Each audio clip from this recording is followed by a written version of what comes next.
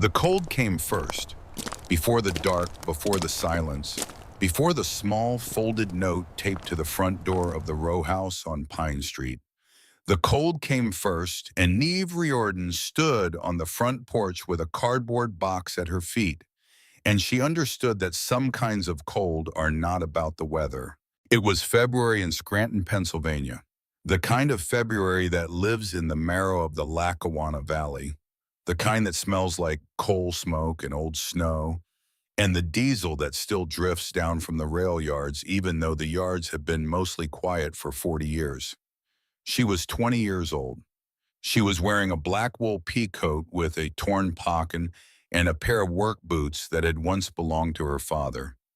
She had finished a closing shift at the diner on Wyoming Avenue at 11:15, and she had walked the 7 blocks home through the empty streets, and now she stood on the porch where she had stood 10,000 times before, and the door was locked. The cardboard box was the kind that holds reams of office paper.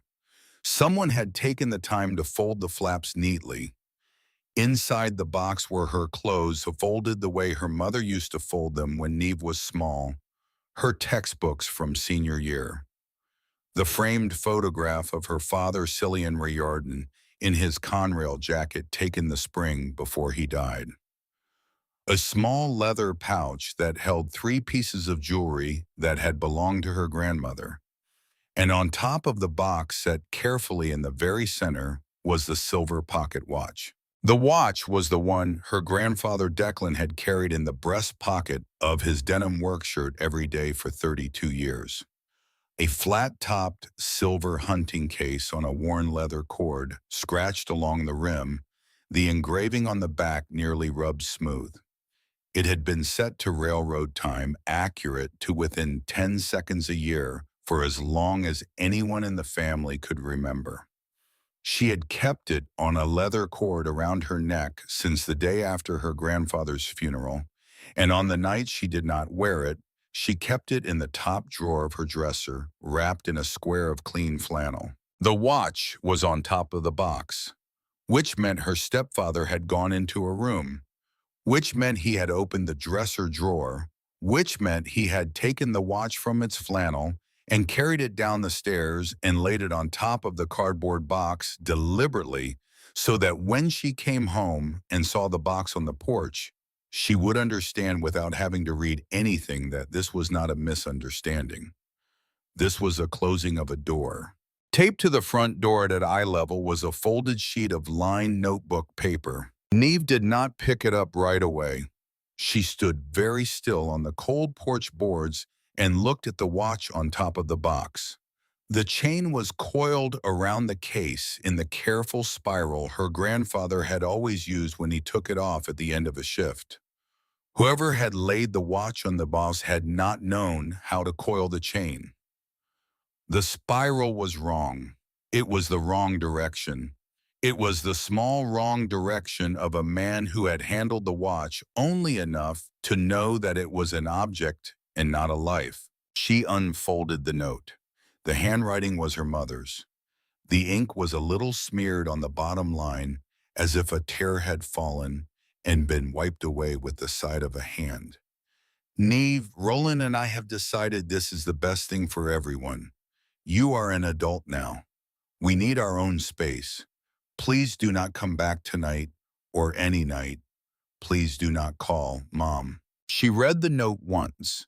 She folded it along the same crease and slid it into the inside pocket of the peacoat.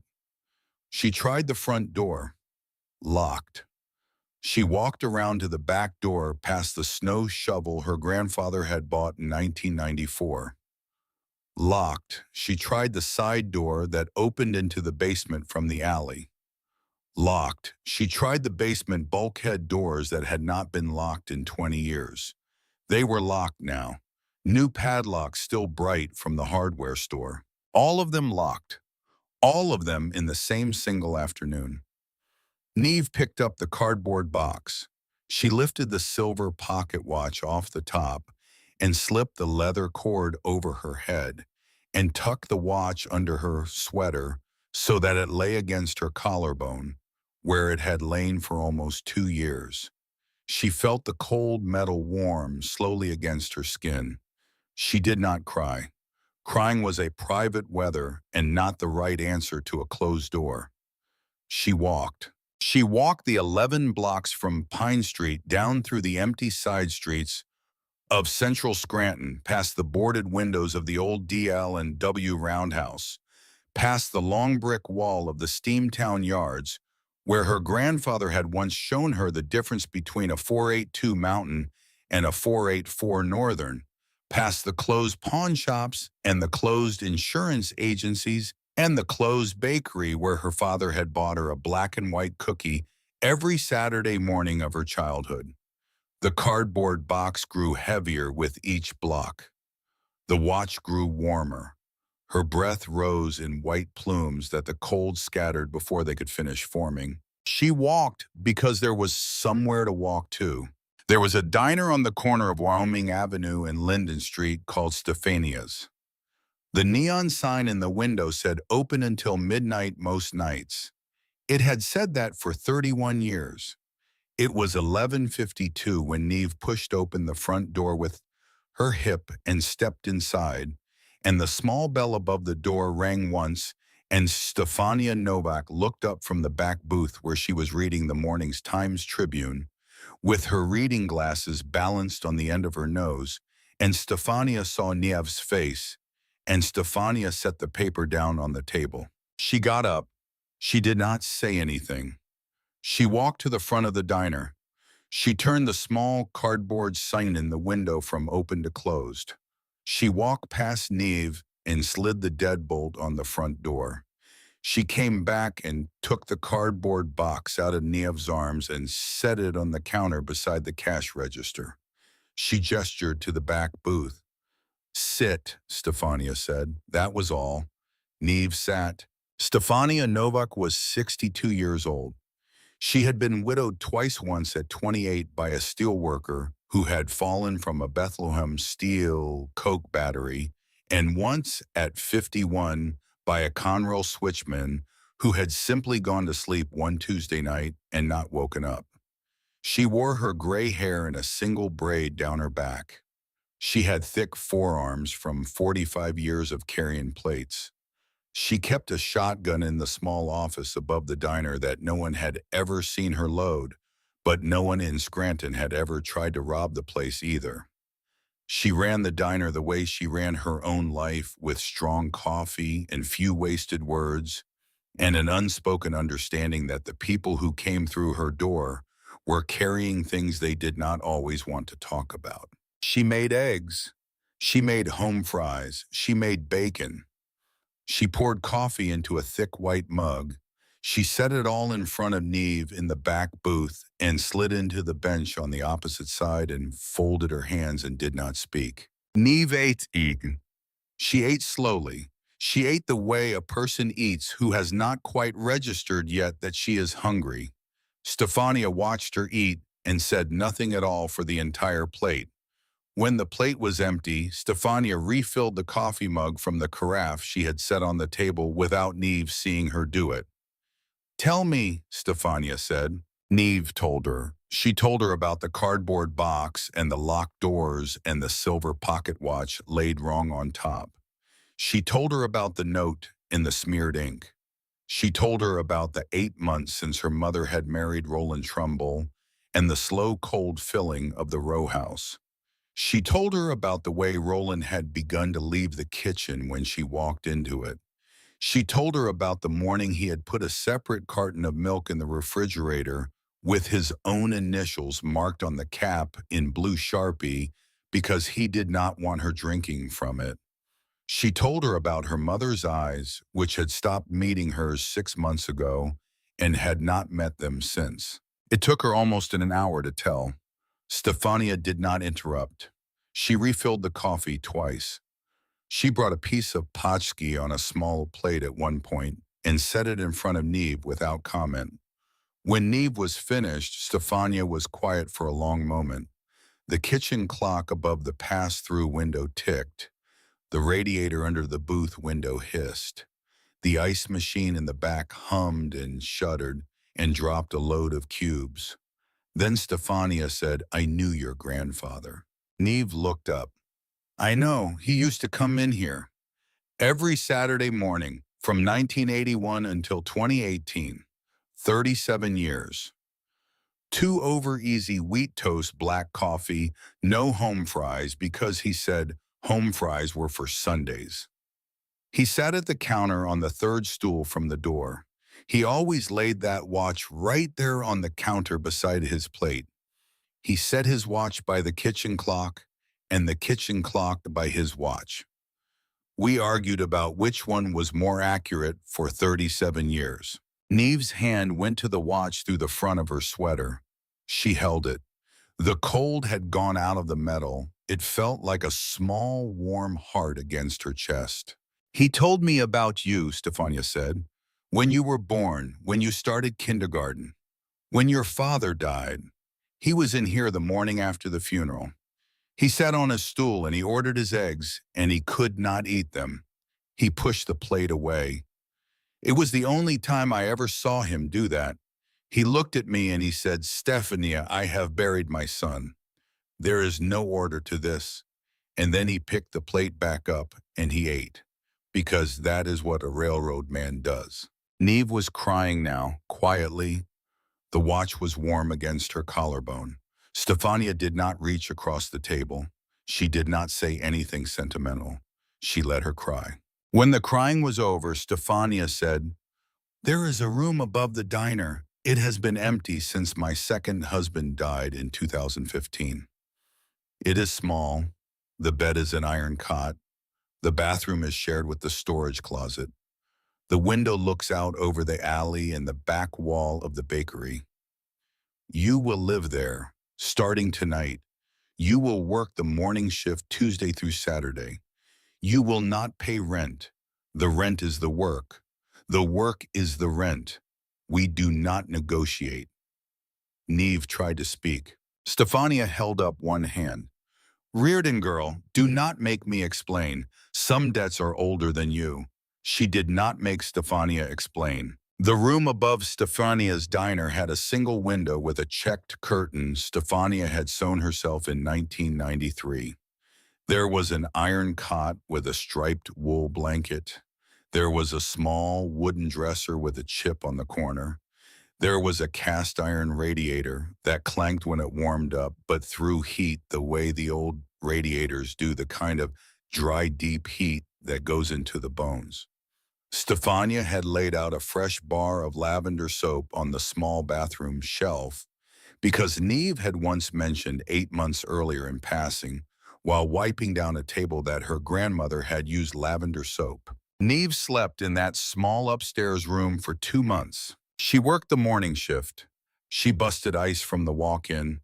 She rolled silverware and paper napkins. She wiped down the counter where her grandfather had sat for 37 years. She poured coffee for the old men who came in at 5:30 in the work boots and the canvas Carhartt jackets, the railroad retirees and the steel retirees and the coal retirees, the men who carried the city of Scranton in their hands and their backs. She learned their orders. She learned their wives' names. She learned which ones had lost children and which ones had lost wives and which ones had lost both. And she learned to pour the coffee a little slower for those ones, because a little slower is sometimes the only kindness you can give a man at 5:30 in the morning. She thought about her father every day. Cillian Riordan had been 36 years old when he died. He had been a track maintenance worker on the Conrail line north of Pittston. He had grown up listening to his father Declan tell the stories at the kitchen table about 32 years of riding cabooses through every kind of Pennsylvania weather, and he had told everyone he was going to do something different with his life, something that did not involve diesel fuel and frostbitten hands. For 2 years after high school, he had worked in a small insurance office in downtown Scranton, wearing a cheap necktie and a button-down shirt. Then on a Monday morning in March of 2003, he had walked into the office, set his nameplate carefully in the center of his desk, walked back out and applied for a job on the Conrail track maintenance crew that same afternoon. He had told Declan that night, sitting at the kitchen table in the row house, that the office had felt like wearing somebody else's coat. Declan had nodded once. He had reached into the breast pocket of his denim work shirt. He had taken out the silver pocket watch. He had slid it across the kitchen table to his son. He had said, "Then you keep this on you. A railroad man should always know what time it is." Cillian had married Maura Brady 2 years later. Neve had been born in the autumn of 2005. For the first 12 years of Neve's life, her father had come home every evening with grease on his hands and the sweet diesel smell of the rail yards in his hair. He had taught her how the switches worked. He had taught her the names of the different kinds of freight cars, boxcars, gondolas, hoppers, tank cars, reefers. He had taught her how to read a freight schedule. He had taught her that a railroad was the most honest kind of work there was, because steel does not lie, and gravity does not lie, and a train will arrive at a place at a particular time, or it will not, and there is nothing else to discuss. He had died on a cold morning in the cut north of Pittston in March of the year Neve was 12. The Conrail incident report said the cause was a broken rail in a frozen tie plate. Cillian had been on the ground crew responding to a derailed grain hopper when a second car had shifted off the rails above him. The report said death had been instantaneous. The report did not say whether his hand had been in the pocket where he kept the silver pocket watch. The watch had come home to Declan in a plastic bag with the rest of Cillian's effects, and Declan had cleaned it carefully with a soft cloth, and he had wound it, and he had set it back to railroad time, and he had carried it for 14 more months until the Sunday morning he had died in his armchair with the watch open on the table beside him. Neve had been 13 when she put the leather cord around her neck. She had been a Riordan in the only way that mattered ever since. In the small room above Stefania's diner, she slept with the watch on the chair beside the cot where she could see it when she woke. She wound it every morning. She set it by the small alarm clock Stefania had left on the dresser.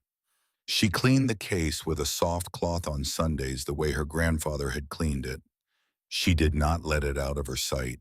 The trouble was she could not stay forever. Stefania was 62, and the diner was getting harder for her to run alone, and the small room above it was meant for a younger version of Stefania, the version that had once lived up there with her first husband in 1985, before they had bought a house out near Dunmore. Neve did not want to become a person who needed somebody else to carry her. She started looking. An apartment in Scranton was out of the question on diner wages. She looked at rooms for rent in the rougher neighborhoods around the old Marvine Colliery and could not bring herself to take any of them. She looked at trailers for sale in lots out in Throop and Oliphant and could not afford the lot rent. She looked at small houses in the foreclosure listings and could not afford the down payment on a foreclosed house, which was a sentence that did not feel like it should be possible in the United States of America in the 21st century, but was. One Tuesday evening in the second week of February, she sat in the back booth with a cup of coffee gone cool. She had the diner's old laptop, the one Stefania had set up in 2014 for the customers to use and had never replaced. The keys were sticky. The screen had a crack in the upper left corner. Neve typed cheapest property Pennsylvania into the search engine just to see what came up. The first 4 results were the kind of listings you expect. Small parcels of overgrown land in counties she had never heard of. A tax sale row house in Erie. A double wide in Cambria County with no plumbing. The 5th result was different. It was a county surplus auction page from a place called Penn Forest Township, the Allegheny foothills north of Bedford. The page listed 11 abandoned buildings being sold for nominal fees ahead of a planned demolition the following spring. A Grange Hall, a one-room schoolhouse, a creamery, a blacksmith shop, a dance pavilion. Near the bottom of the list was an entry that made Neve stop scrolling and read it 3 times. Former Penn Central / PRR Branch Line Depot, Slate Brook Junction, abandoned 1958, scheduled for demolition spring of next year. Asking price $10. She did not move for a long moment. She read the listing a 4th time. She read it a 5th. She walked the laptop to the back booth and turned it around so that Stefania could see the screen. Stefania was wiping down the counter. She came over slowly. She put on her reading glasses. She bent over the screen for almost a minute. She straightened up. She looked at Neve. Slate Brook Junction, Stefania said. The way she said it made Neve's chest tighten. You know it. I know the line, the Bedford branch. Your grandfather rode that line in 1953 and 1954 when the Pocono Division loaned him out for 2 seasons. He was 19 years old. He was the youngest brakeman on the assignment. He lived in a boarding house in Bedford, and he worked the through freights all the way down to a junction in the foothills where the line dead-ended at a little depot in the woods. Stefania paused. She took off her glasses and folded them and set them on the table, and she did not look away from Neve. He told me about it once. He said the station agent at the junction made the best coffee on the division. He said the man had been there since 1932, and he made a pot every morning at 5 and gave a cup to anyone on the through freights who wanted one. He said the depot was the loneliest stop on the line. He said you could stand on the platform at midnight and hear the river, but not a single other thing. Neve's hand had gone to the watch through the front of her sweater. She did not remember moving it. The watch was warm. The watch was always warm now. What was the agent's name, she said. Stefania thought for a moment.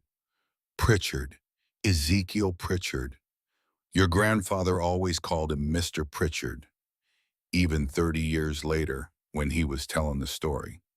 He said the man had a way of standing on the platform when the train pulled in that made you feel like you had arrived somewhere on purpose.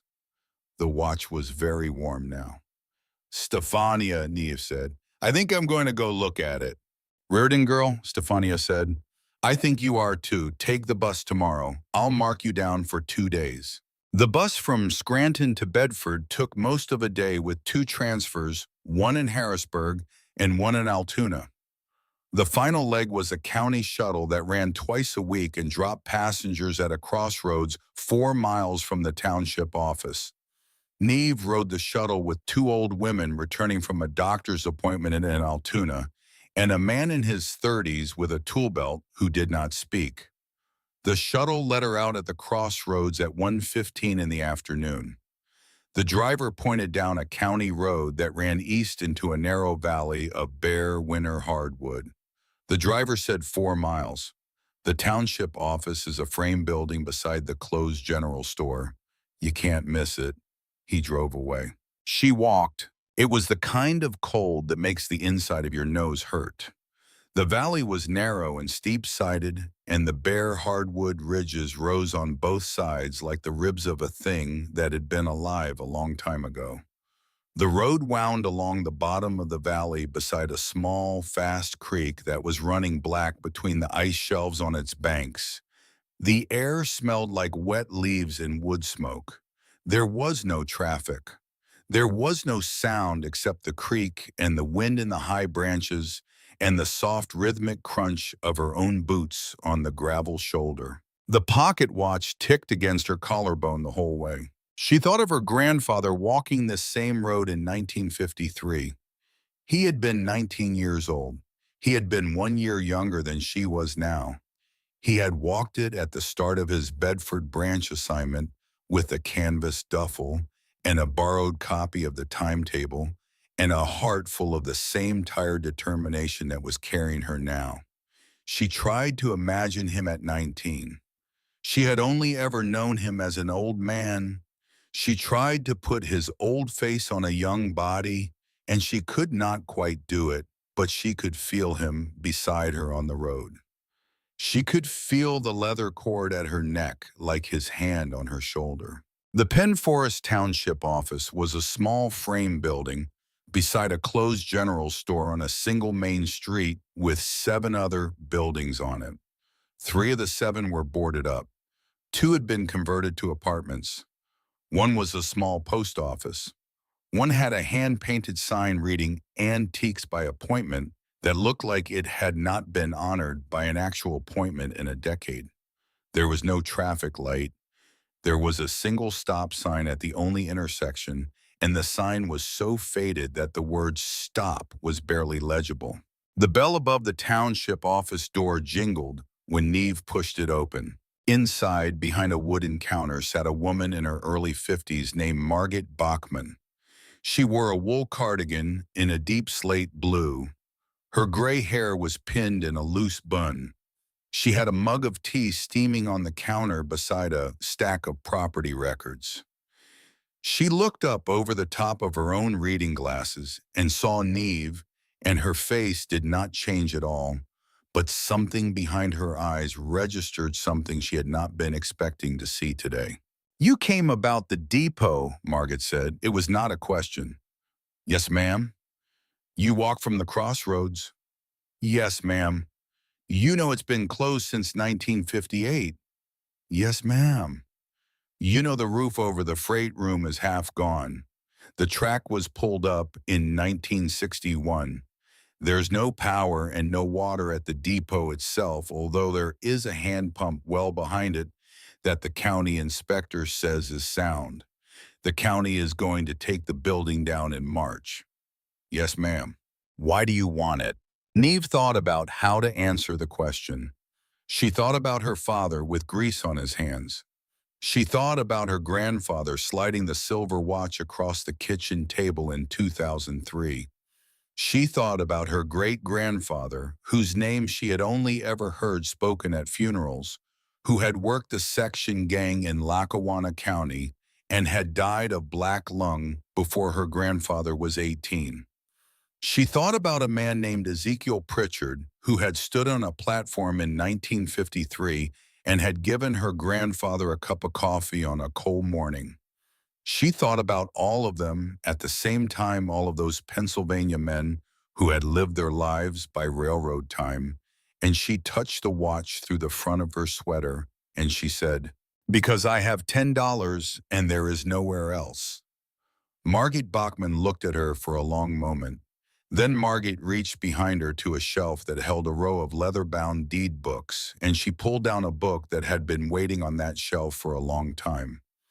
She opened it to a page that had been waiting in that book even longer. She turned the book around so it faced Neve on the counter. She set a heavy black ink pen beside it.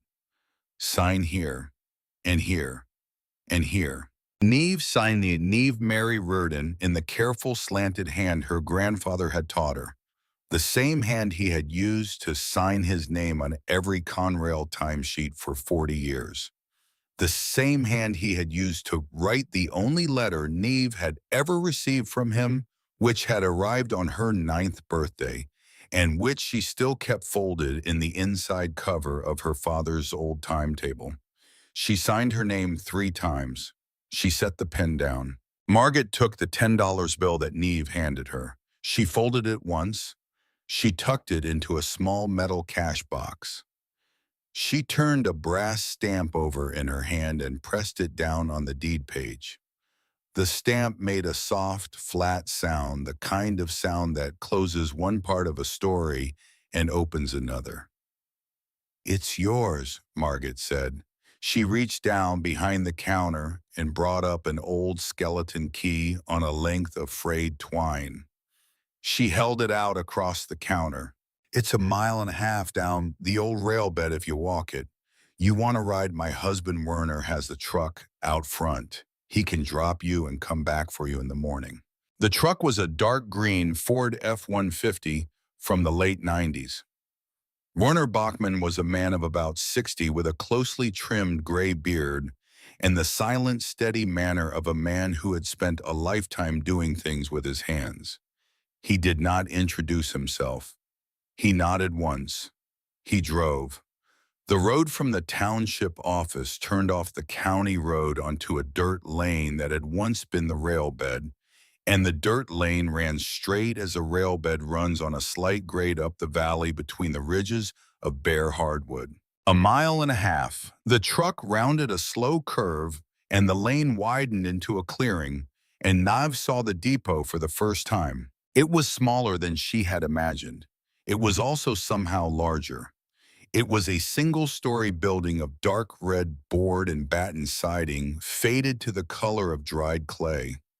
The shingle roof was peaked with a tall brick chimney rising from the back wall. A wide overhanging eave ran the length of the platform side. The platform itself was still there, made of weathered boards green with moss along the joints. Beyond the platform, the rail bed ran away into the woods in a long, straight scar where the ties and the rails had been pulled up 60 years ago. The ballast still showed in patches where the leaves had not yet covered it. A small bay window projected from the front of the building toward the empty rail bed. The window was the ticket office. Above the window, painted in faded white letters on a dark green board, was the original sign Slate Brook JCT. Penn R.R. Werner stopped the truck. He did not get out. He looked at Neve. The padlock takes the key. There's a bench inside that'll do for sleeping if you've got a sleeping bag in that duffel. There's a stove. There's a flue. The flue's clear. I checked it last summer when the township talked about the demolition. Don't open the freight room door.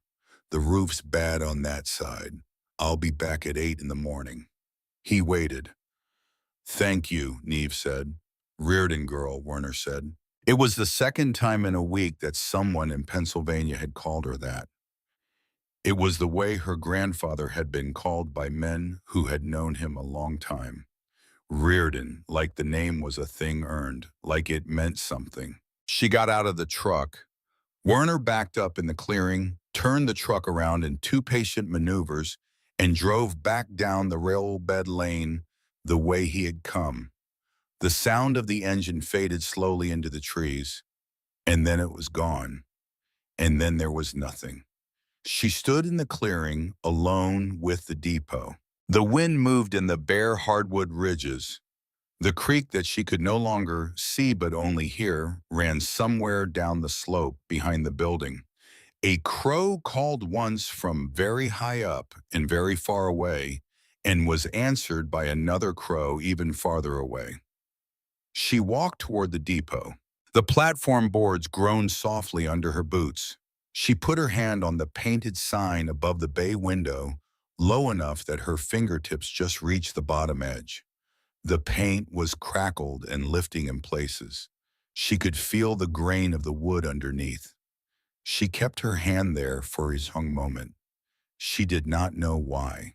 The padlock on the waiting room door was old, but not original.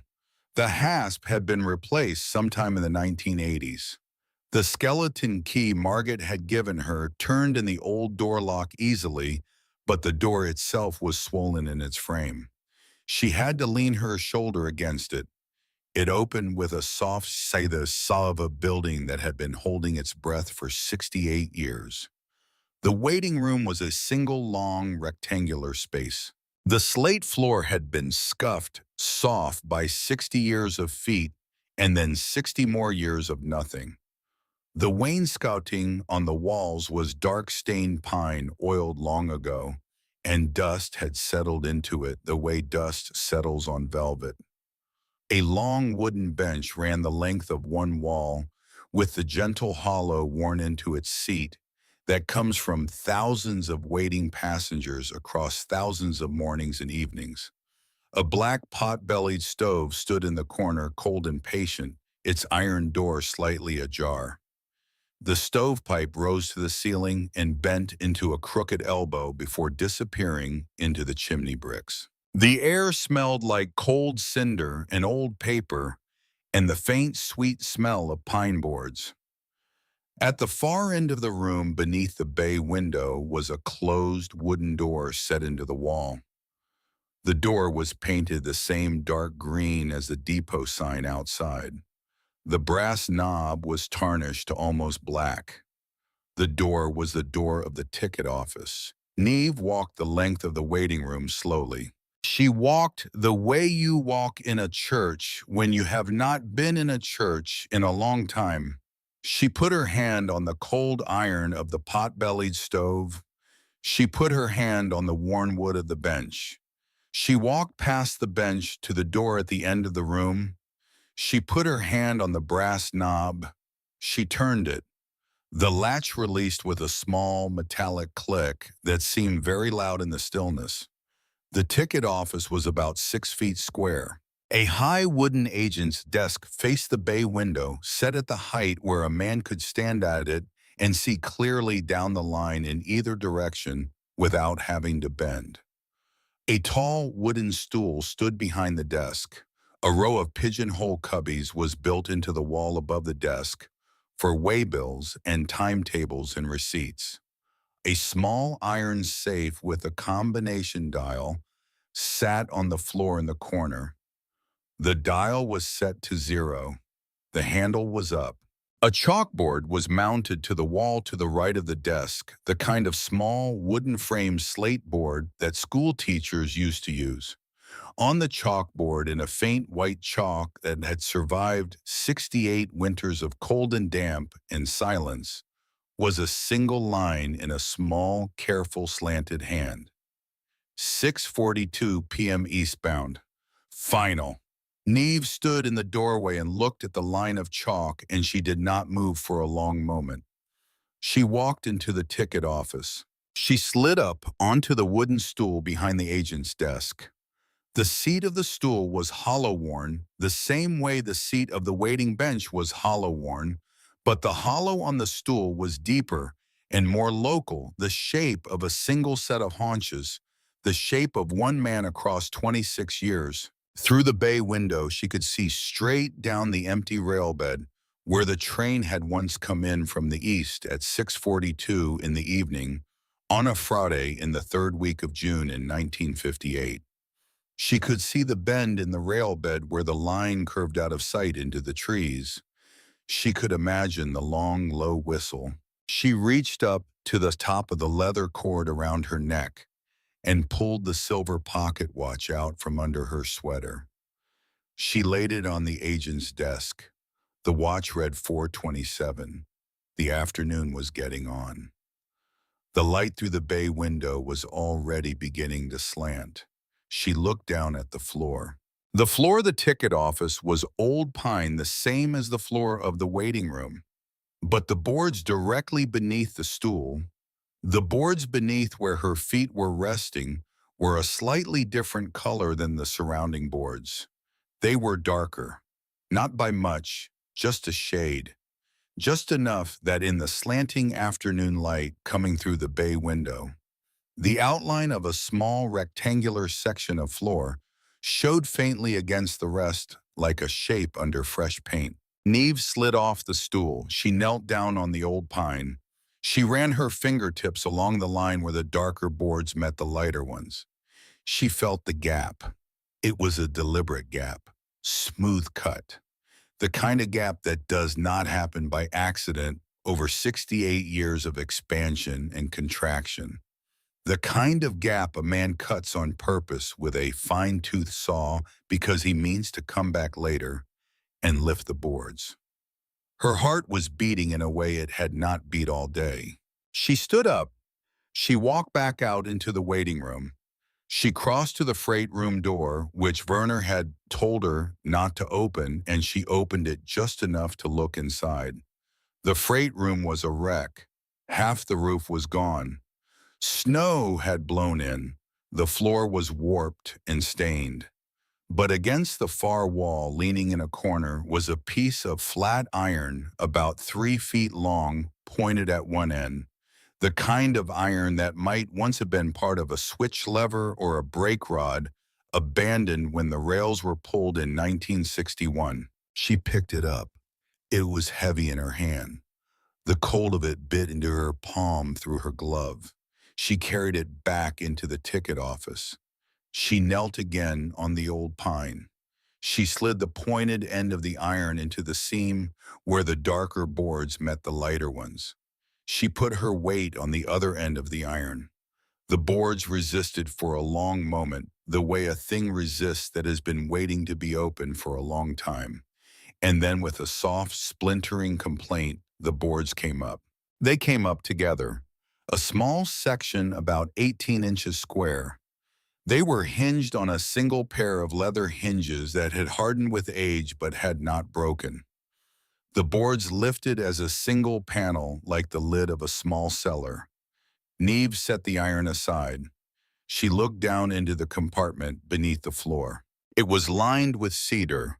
The cedar still smelled faintly of itself after 68 years. Inside, lying on a piece of folded oilcloth that had darkened with age, were three things. They had been arranged with where in a way that meant a man had taken his time. A small tin lockbox of the sort that station agents had once used to keep the day's cash before the night train. A thick cream paper envelope sealed with brown wax and addressed in a careful slanted hand. And a 48-star American flag neatly folded in the triangular military fold, the kind of fold that goes to a widow at a graveside, the small flag that is older than her grandfather had been when the last passenger train had run. The envelope was addressed in 5 words. To whoever finds this. Neve did not breathe. She lifted the envelope.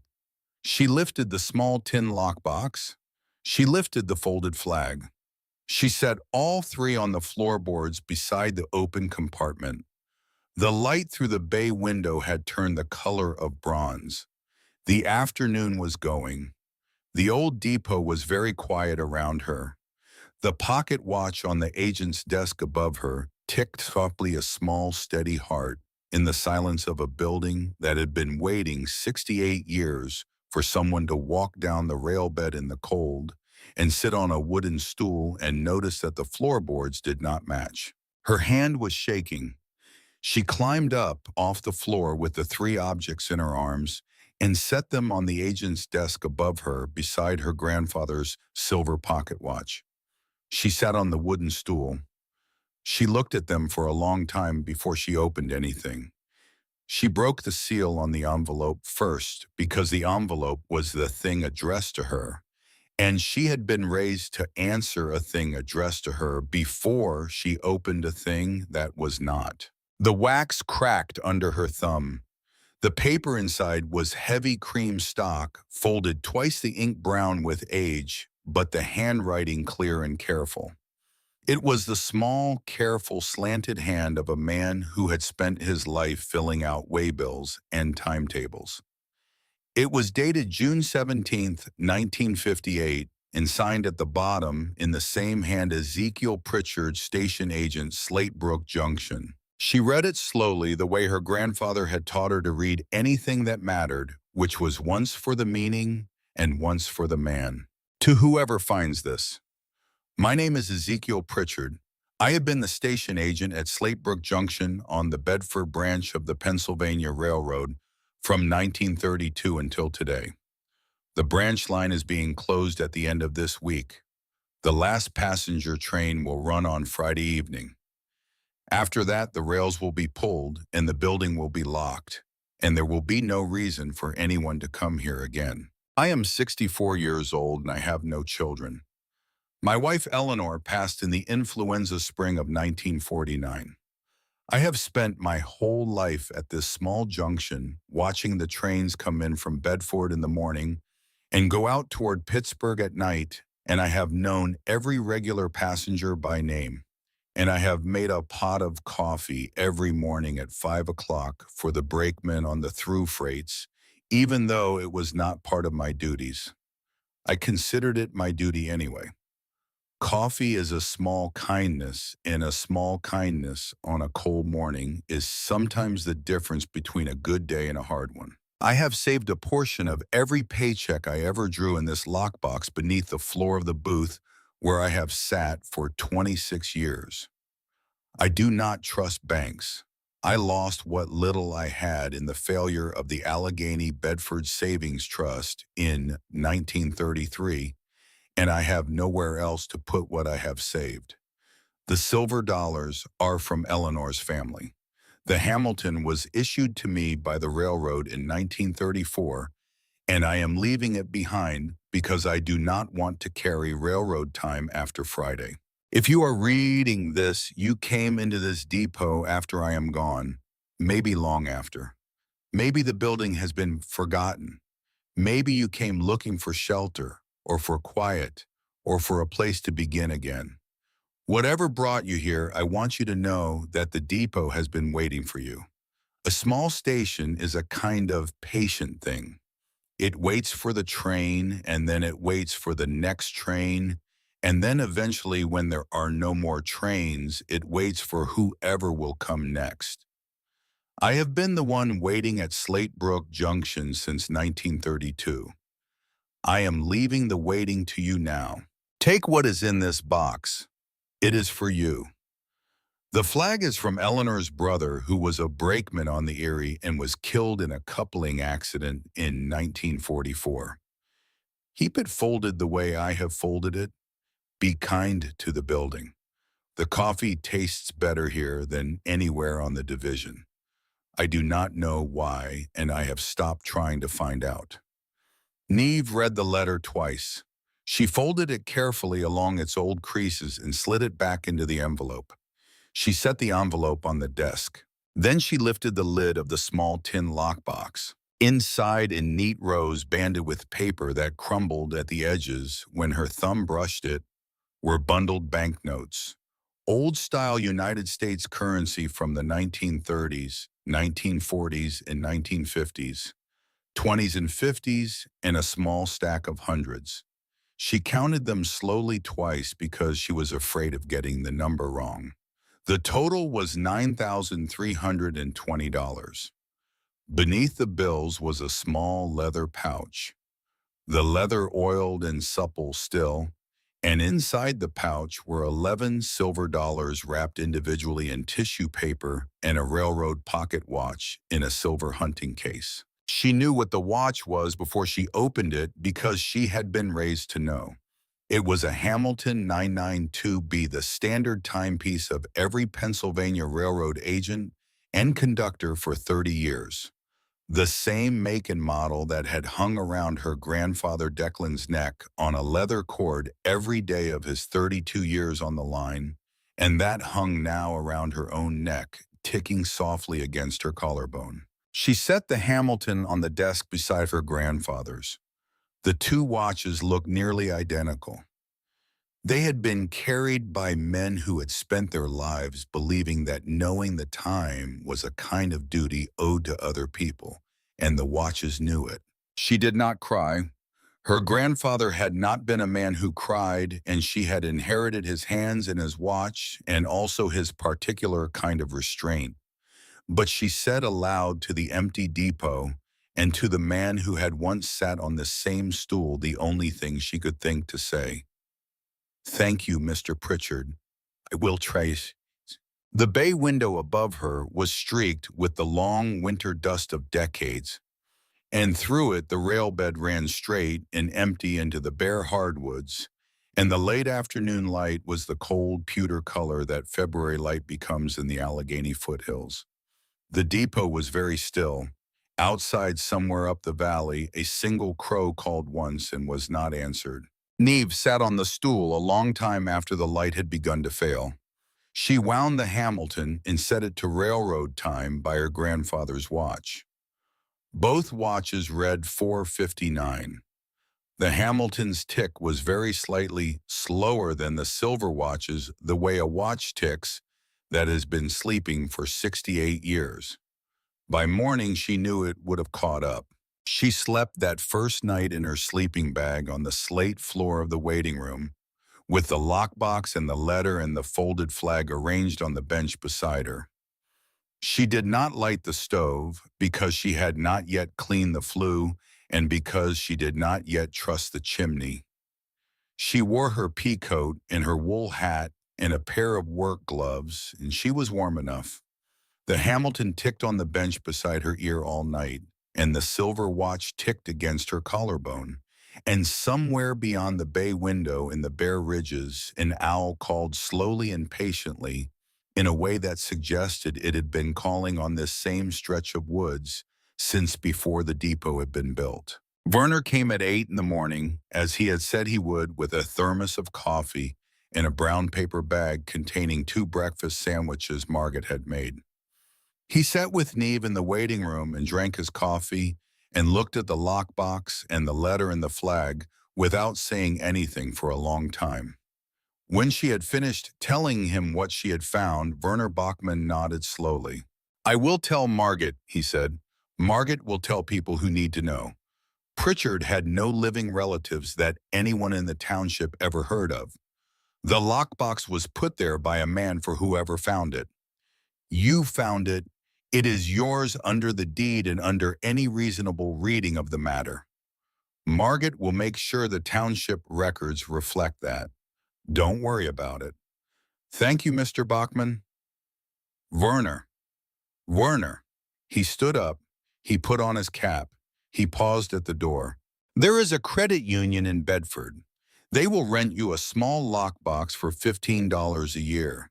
If you take that money there and put it in their lockbox, you can draw on it when you need to. I would not leave it in this building. The county knows the depot was empty for 68 years. They do not know it is empty no longer. Word will get around. It is better if there is nothing here for word to get around about." She nodded. "And Neve?" "Yes. My wife says the chimney is sound, but the flue needs a brushing before you light the stove. There is a long-handled wire brush in the storage shed behind the township office. You are welcome to it. Bring it back when you are done." She nodded again. Werner Bachmann tipped his cap and walked out. The work began that morning, and it was Neve's work. This is important to understand. The men of Penn Forest Township came eventually, and they came in numbers and with kindness and with the particular quiet competence of men who had spent their lives doing useful things with their hands. But they came as helpers, not as rescuers. The rebuilding of Slate Brook Junction belonged to the 20-year-old woman who had walked 4 miles down a county road in February with $10 in her pocket, and the men who came later understood this without her having to say it, because men of that kind of competence usually do. She kept a small pocket notebook with a stubby pencil, and she made her list. The roof over the freight room had to be reframed and reshingled before the spring rains. The bay window had to be reglazed in 3 places. The pot-bellied stove needed its flue cleaned and its damper rehung. The well behind the depot needed a new hand pump, and the cistern beneath the platform needed to be checked for cracks. The waiting room door needed new hinges. The platform boards needed to be inspected and the rotten ones replaced. The chimney needed to be tuck-pointed. There were 41 items on her list when she finished it, and she crossed them off one at a time over the course of 7 months, and she did most of them herself. She did not spend Ezekiel Pritchard's money recklessly. She rented the small lockbox at the credit union in Bedford, as Werner had suggested, and she kept most of the bills there the way a person might keep something that was not entirely hers, and she withdrew small, careful amounts when the work demanded them. A bundle of cedar shingles, a bucket of roofing tar, a second-hand kerosene cook stove, a proper mattress, a wool blanket, 2 pairs of work gloves, a claw hammer, and a handsaw, and a box of galvanized nails. She bought tools the way her grandfather had taught her to buy tools, which was slowly and only when needed, because a tool you did not earn by needing it was a tool you would not respect. She learned to shingle a roof by watching videos on the public library computer in Bedford, riding the county shuttle the 11 miles each way, taking notes in her notebook and pencil, then walking back to the depot and making mistakes and correcting them. The first 6 shingles she laid were laid wrong. She pulled them up and laid them again. The next 12 were laid better. By the end of her first week of roof work, she had developed the steady kneeling rhythm of someone who had done it before, except that she had not, and the surprise of finding herself competent at something is a quiet pleasure that she had not expected. The people of Penn Forest Township began to notice her. Margaret Bachman came out every Wednesday afternoon in Werner's green pickup with a thermos of coffee and a copy of the township newsletter. Margaret was not a woman who fussed. She set the thermos on the platform bench, said good afternoon, and then walked the perimeter of the building with her hands in her coat pockets, looking at what had been done since the previous Wednesday and nodding at the things she approved of and frowning at the things she thought needed attention. She did not offer advice unless Neve asked for it. When Neve asked, Margaret answered carefully. She had grown up on a dairy farm 2 valleys over, and she knew about hand pumps and chimneys and the right way to bank a stove for the night. And she shared this knowledge in small, clean sentences that carried weight precisely because there were not many of them. Conrad Vogler arrived on the third Saturday of March. He drove out from the village in a 1987 Ford pickup that he had owned since it was new, and he parked at the edge of the clearing and walked up to the platform with his cap in his hand.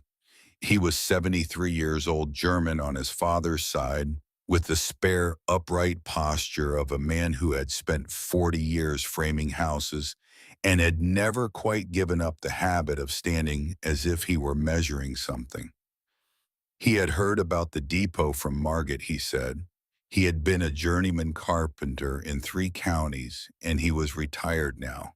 And his wife had told him that morning over breakfast that he was beginning to drive her crazy in his retirement, and he wondered if Neve might let him help with the bay window. He did not want to be paid, he said, because being paid would make it work, and he had stopped doing work 3 years ago. He wanted to do this because he wanted to do it. Neve looked at him for a long moment. She said, Mr. Vogler, I have been trying to figure out the right way to set the new sashes for 2 weeks. I would be grateful for your help. Conrad nodded once.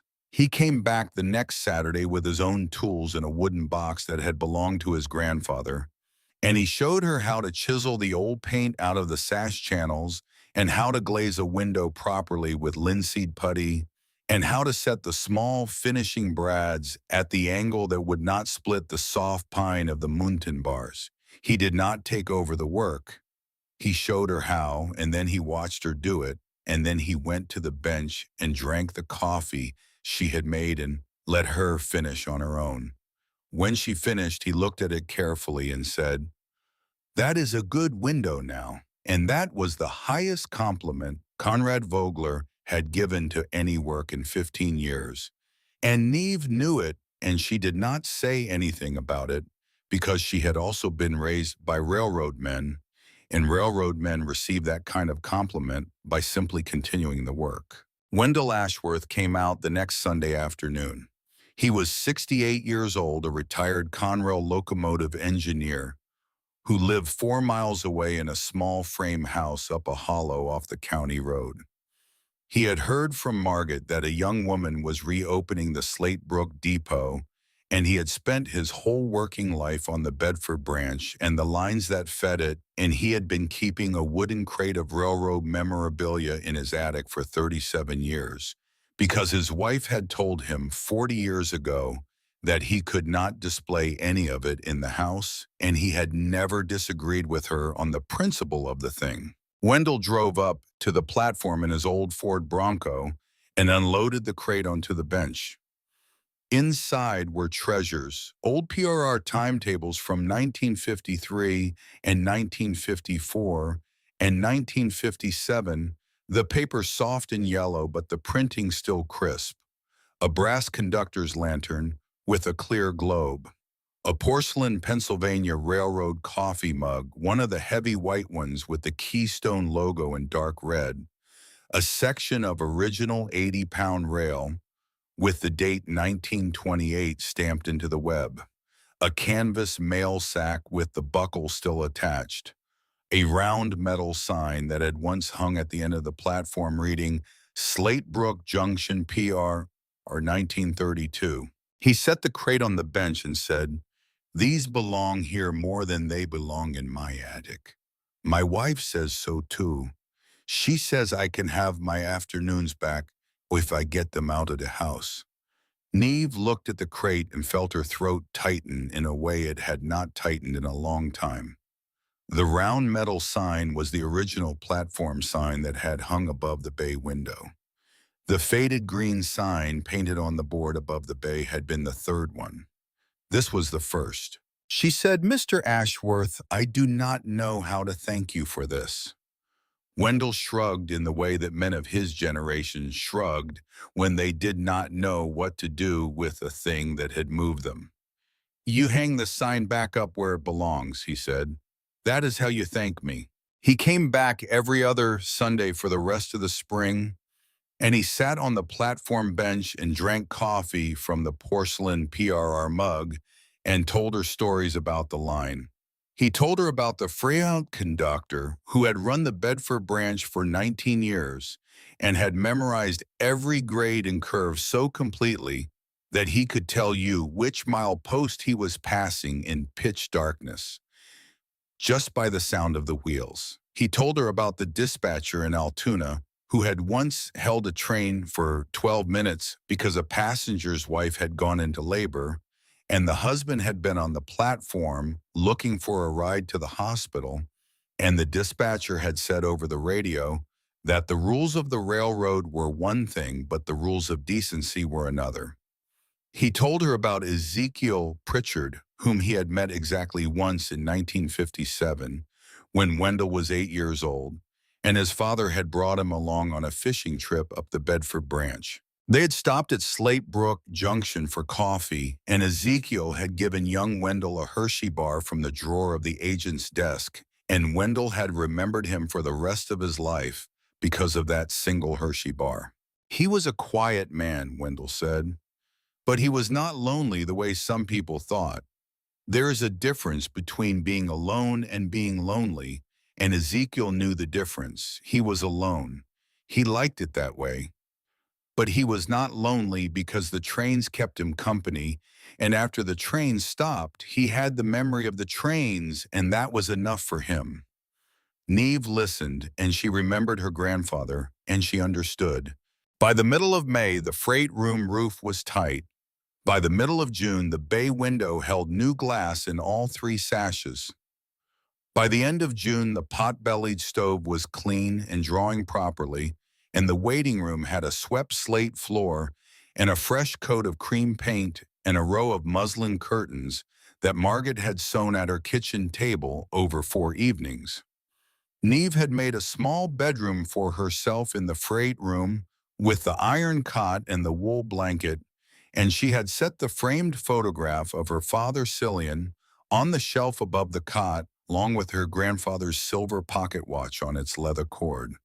The Hamilton 992B from Ezekiel's lockbox she kept on the agent's desk in the ticket booth, wound and set to railroad time, the way Ezekiel would have kept it. She started serving coffee. It was not a business at first. It was just a thing she did the way Ezekiel had done it for the brakeman on the through freights, even though it was not part of his duties. She kept a kettle hot on the pot-bellied stove and a stack of mismatched mugs on the bay window shelf, and any walker who came down the old rail bed could come into the waiting room and have a cup. Hikers came, birders came. A railroad history club from Altoona came on a Saturday afternoon and stayed for 2 hours. A man who had been hiking the abandoned right-of-way as a personal project came through and stayed for the night in the freight room and left her 3 cans of soup and a hand-drawn map of the old branch line as it had existed in 1955. She did not charge. People left small things instead: a jar of honey, a loaf of bread wrapped in a tea towel, a folded $5 bill in a tin she had set on the bench, a handful of wildflowers in a mason jar. Stefania came down for a week in early June. She drove the long route through Harrisburg in her old Buick, and she arrived on a Tuesday afternoon with a trunk full of supplies that Neve had not asked for and would not have known how to ask for. A wool blanket for the cot that was a little finer than the one Neve had bought for herself, a cast iron skillet that had belonged to Stefania's mother and that Stefania said she did not use anymore, and that she wanted the skillet to go to a kitchen where it would be used. 6 mason jars of pickled cabbage, a small frame photograph of Neve's grandfather Declan that had been taken at the diner counter in 1996 and that Stefania had kept in a drawer in her office for 19 years. Stefania slept in the Freite room on a folding cot Neve had set up. She helped Neve paint the inside of the ticket booth a soft cream color that made the small space feel twice as big. She cooked 3 meals a day on the kerosene cook stove and the pot-bellied stove, and she fed Neve in the way that women who have lost children sometimes feed young women who are not their daughters, with a mixture of relief and ferocity that is its own kind of love. On her last morning, Stefania stood beside the Buick in the clearing and looked at the depot for a long time. She did not say anything sentimental. She did not say anything at all for almost a full minute. Then she said, Patrick would be proud. Eamon would be proud. Declan would be proud. Cillian would be proud. Patrick, Neve said. Your great-grandfather. Patrick Riordan. The first one. The one who came over from County Mayo in 1907 and went into the section gang in Lackawanna County. He died of black lung in 1949 when your grandfather was 15. Your grandfather talked about him sometimes at the counter. Patrick was the start of all of it. The Riordans on the railroad. He used to tell his sons that a railroad man should always know what time it is. Stefania paused. I do not think he ever owned a watch himself. He could not afford one. He was the reason your grandfather was given the silver one. The watch came up the line generation by generation. It started with a man who never had one. Neve stood in the clearing with the silver watch warm against her chest. She had not known that. Her grandfather had never told her where the watch had come from, only that it had been his since 1956 when the railroad had given it to him on his promotion to brakeman. He had not told her about Patrick. Stefania, she said, why do you know all this? Because Declan told me. Oh, come on, you. 37 years on a stool will make a man tell you things. Stefania looked at the depot one more time. Riordan girl, you are the daughter I never had. I am too old to say it any other way. I am going home now. Call me on the Wednesday phone if you need me. She got into the Buick. She drove away. Neve stood in the clearing for a long time afterward with the depot at her back and the rail bed running away into the trees and the silver watch warm against her collarbone, and she did not know what to do with the size of what Stefania had given her. She walked back into the depot eventually. She climbed up onto the stool in the ticket booth.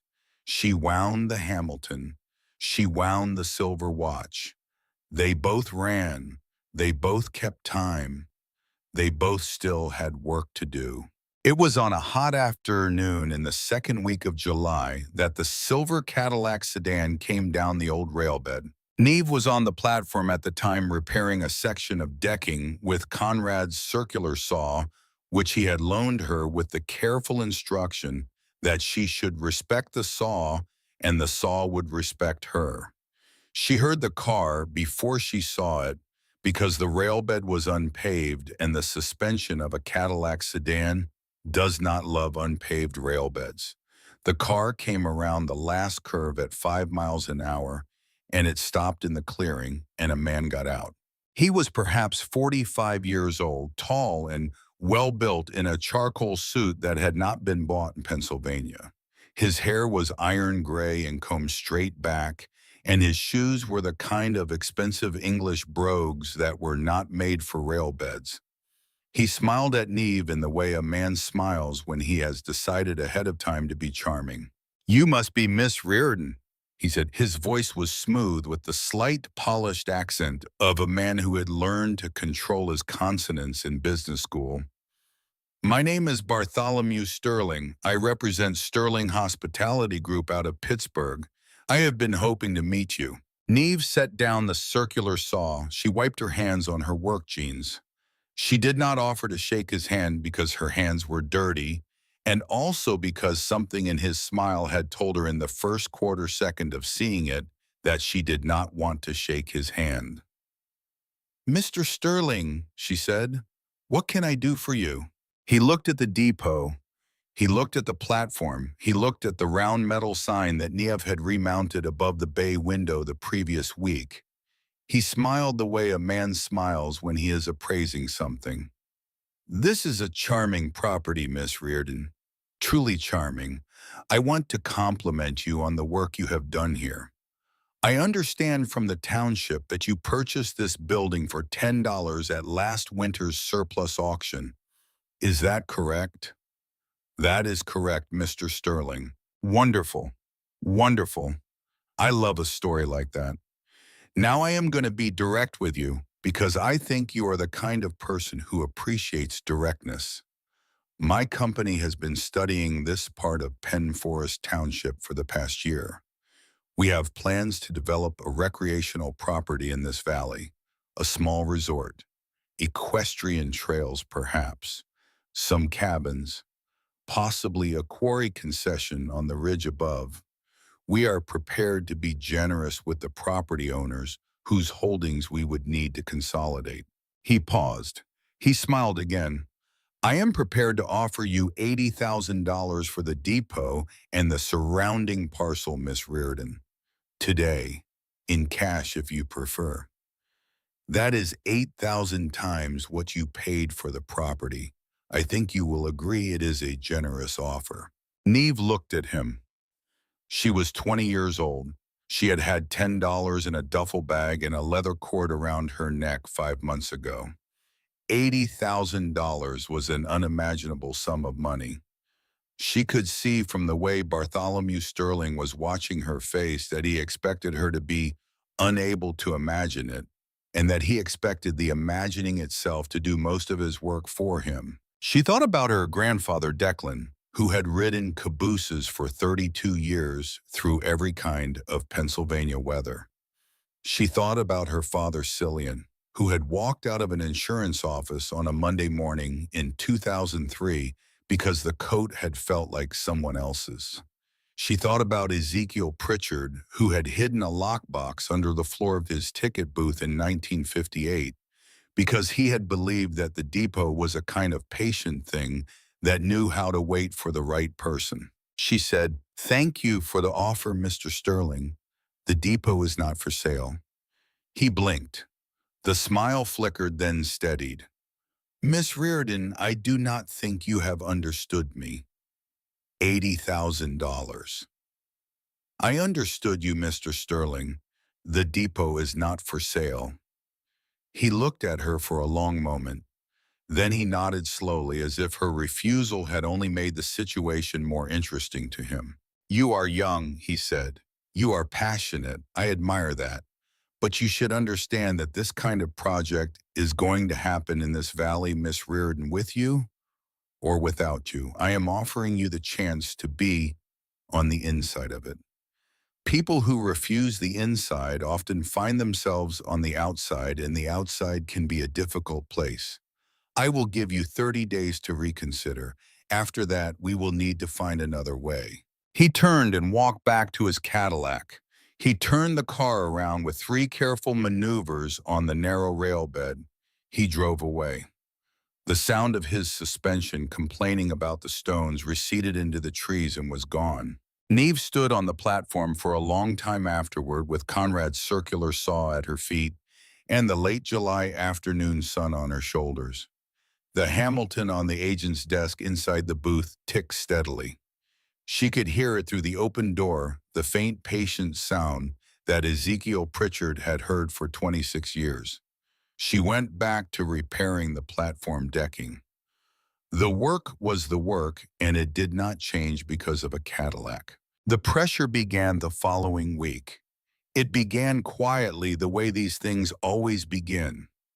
The lumber yard in Bedford that had been selling her cedar shingles called to say that they could no longer fill her order due to inventory issues.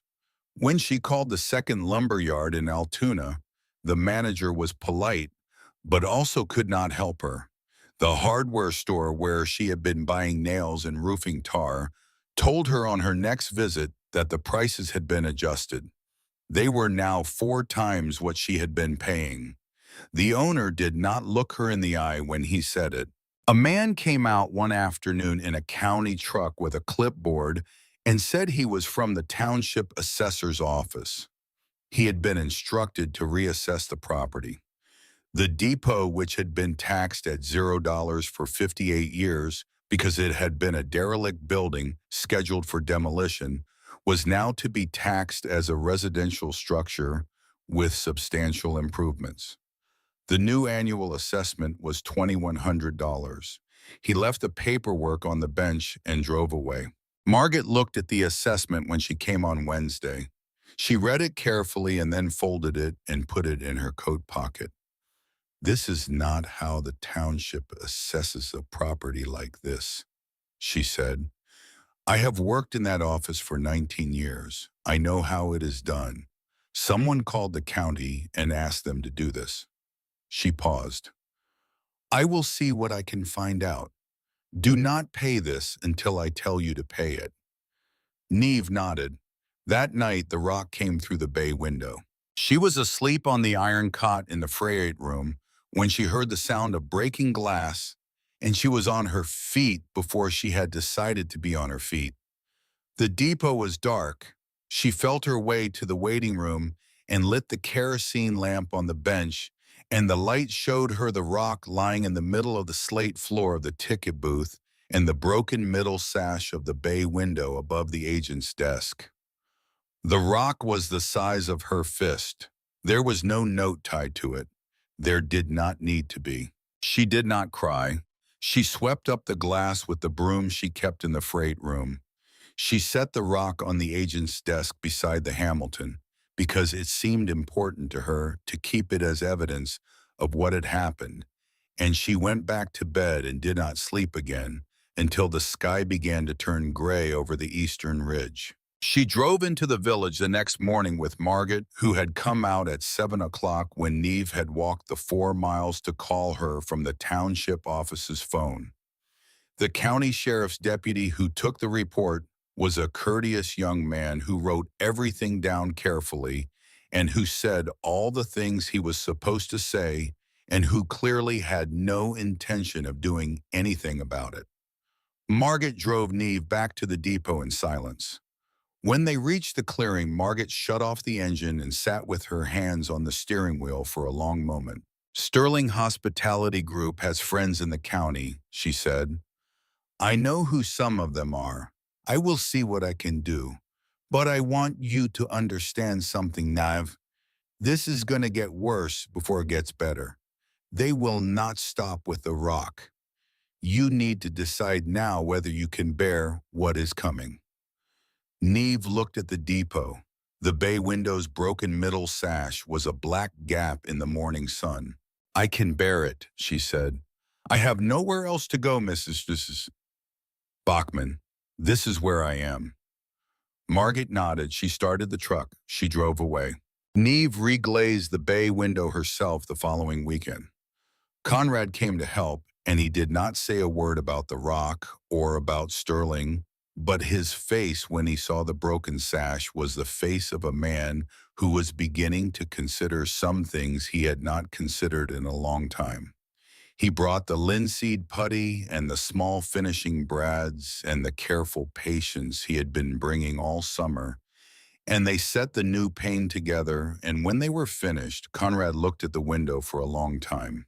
"That is a good window now," he said. And then he said something else very quietly, almost to himself.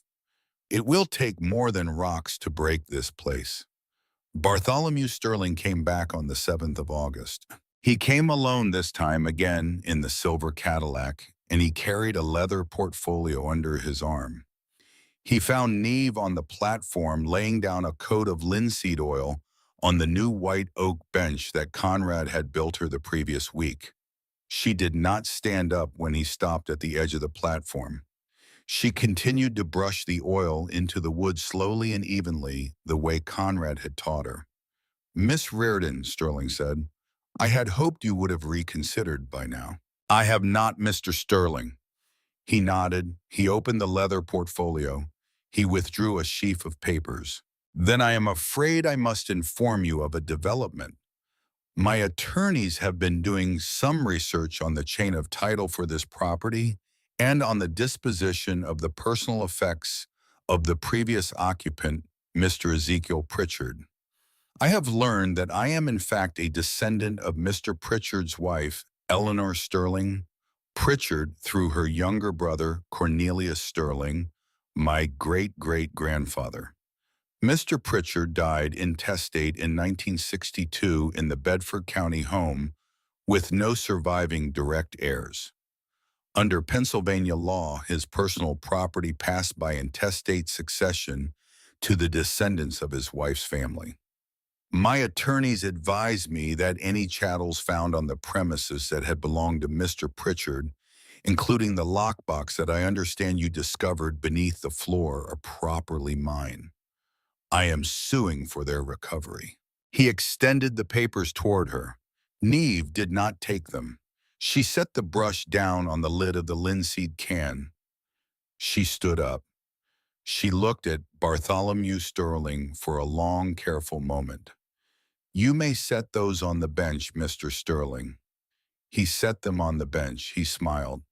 The smile had no warmth in it now, only the cold geometric satisfaction of a man who believed he had finally found the right tool for the job. "I do not have to do this, Miss Reardon. The lawsuit will take 8 or 9 months. It will be expensive for both of us. I am still prepared to make my offer, $80,000. The lawsuit goes away.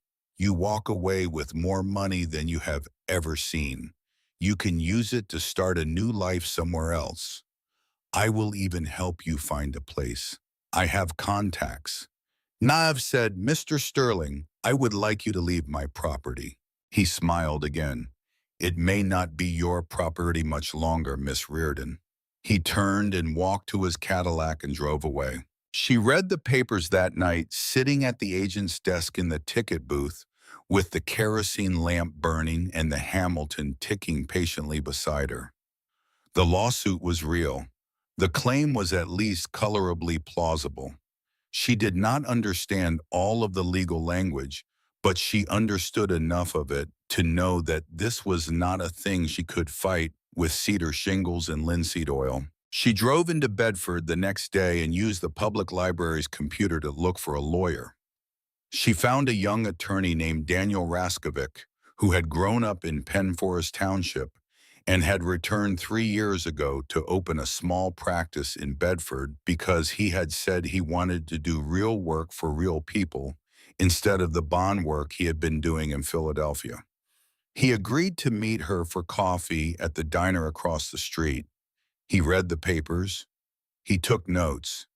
He told her honestly that the case was not a slam dunk for either side, that it would depend on documentary evidence and on the credibility of the testimony, and that it would cost her approximately $18,000 to litigate even if they won.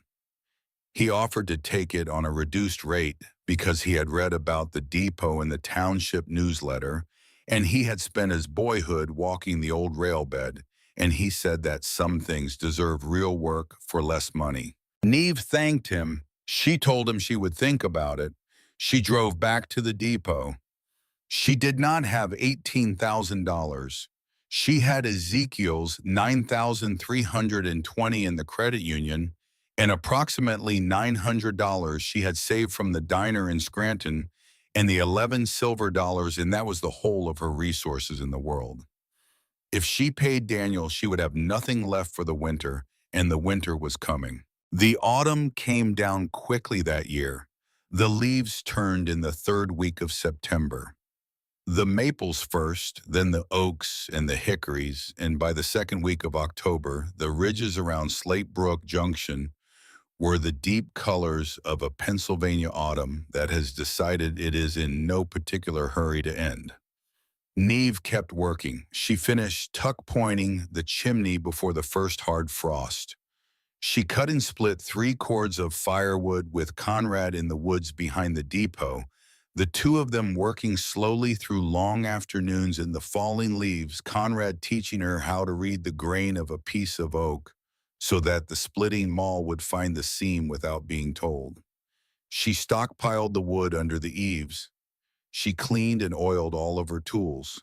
She wrote letters to Stefania every Sunday and mailed them from the post office in the village. In the evenings, she sat by the pot-bellied stove in the waiting room with one of Wendell's old PR timetables open in her lap, reading the schedules for the Bedford branch as they had been printed in 1953 and 1954, the years her grandfather had ridden the line. She traced the freight movements with her finger. She matched the southbound through freights to the dates her grandfather had been at the depot for coffee.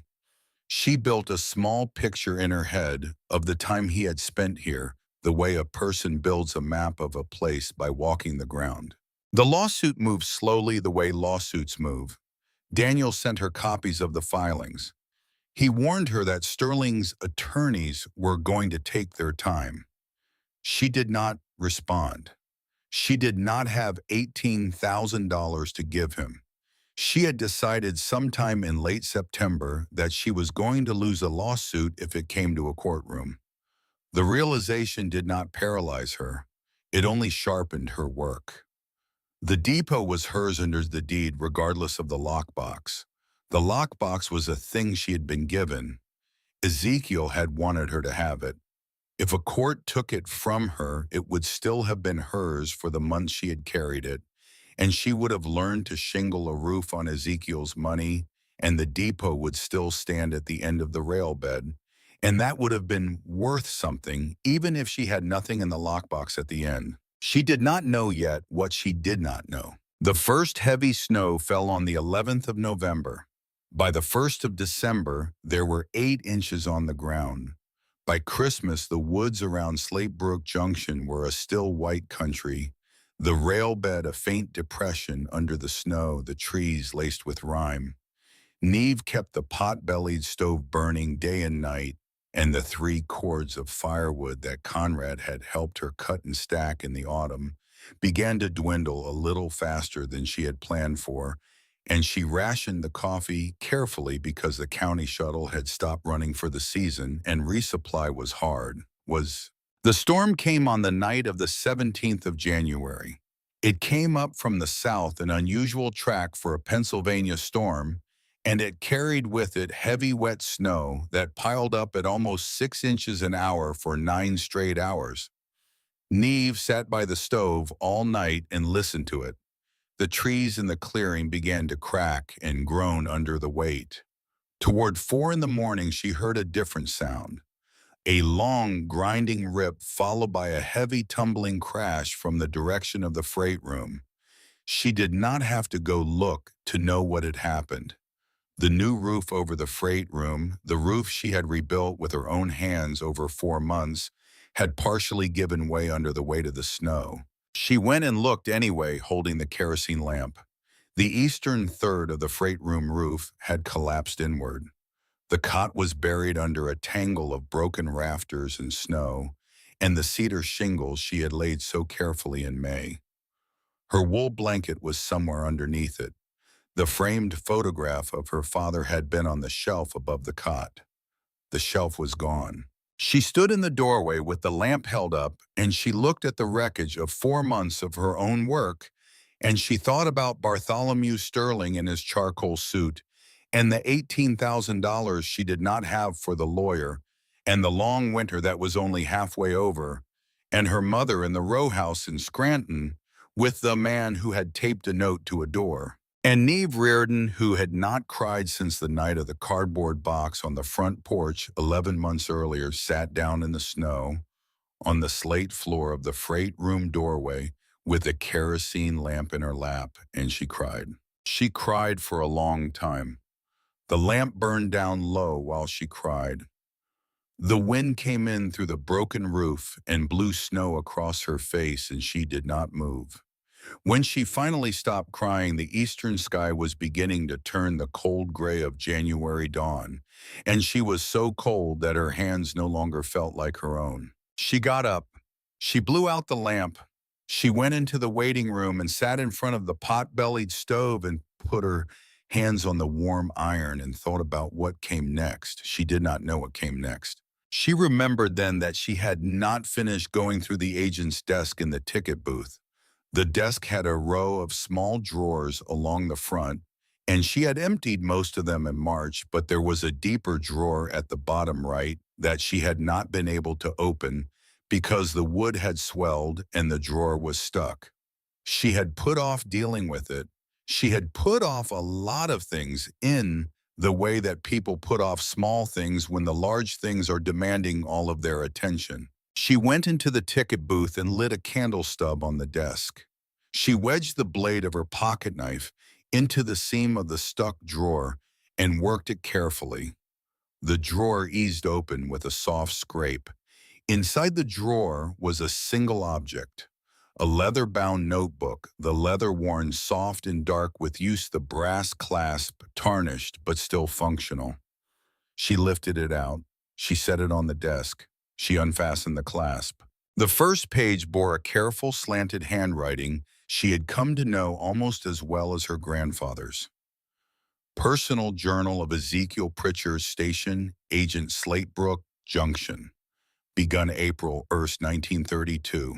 She turned the pages slowly. Most of them were the small daily notations of a man who had kept a station agent's habits of mind. The weather, the trains, the passengers, the names of brakemen and conductors, the price of coal, the quality of the coffee. She turned through the spring of 1932 and the summer and the autumn. She turned into 1933, and on the page dated November 14th, 1933, she found this. Today, the Allegheny Bedford Savings Trust closed its doors. The notice was nailed to the front entrance at 3 o'clock this afternoon. I learned of it from the Wednesday southbound. Half the township is ruined. The Hartmans lost everything. Old Mr. Schaefer lost everything. Eleanor's brother lost his children's college money. I have lost 11 years of my own savings. There is talk that the Sterling family, who has owned the bank since the 1890s, withdrew the entire principal of their personal accounts on Friday, 3 days before the bank closed.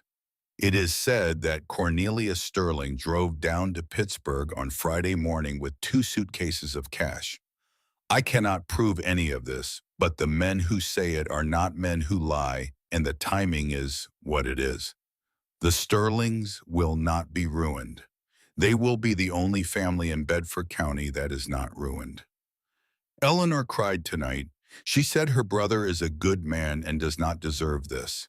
I held her, and I did not say what I was thinking, which was that the Sterlings will land on their feet because the Sterlings always land on their feet, and the rest of us will have to make our own coffee from now on. Neve read the entry 3 times. The candle burned lower. She read forward through the journal, scanning quickly, now looking for the name. She found it again on a page dated January 9th, 1934. Cornelius Sterling has bought the Schaefer farm at the foreclosure auction. He paid less than 1/10 of its value. Eleanor will not speak to her brother. And again on March 22nd, 1934, Leonor's brother came to the depot today and asked her to forgive him. She told him she could not. He left. And one final time on a page dated June 17th, 1958, which was the same day Ezekiel had written the letter that Neve had read in February. The branch closes Friday. I have left the lockbox in its place. I have hidden this journal in the bottom drawer where I do not think anyone will look. I want what I have written here to be known by someone someday. The Sterlings stole from this valley in 1933. They have prospered ever since. I do not believe they have ever been called to account. No, perhaps someday someone will read this and understand. Neve closed the journal. She held it in both hands. The candle had nearly guttered. The first gray light of dawn was beginning to come through the bay window above her, the new bay window she had reglazed in July, and the cold January morning was perfectly silent, except for the sound of the Hamilton ticking on the desk beside the journal. Bartholomew Sterling was the great-great-great-grandson of Cornelius Sterling. The man who was now suing her for Ezekiel Pritchard's lockbox was the descendant of the man who had ruined Ezekiel Pritchard 93 years ago. The lockbox had not been Ezekiel's life savings because he had been a thrifty man. It had been his life savings because the Sterlings had stolen everything he had once trusted to the bank, and after that he had never trusted a bank again, and he had hidden his money under the floor of the ticket booth for 26 years because of what the Sterlings had done. And now the Sterlings had come back to take the rest. She sat at the agent's desk for a long time. The candle went out. The dawn came up through the bay window, and the snow on the rail bed was the cold blue color that snow becomes in the first light.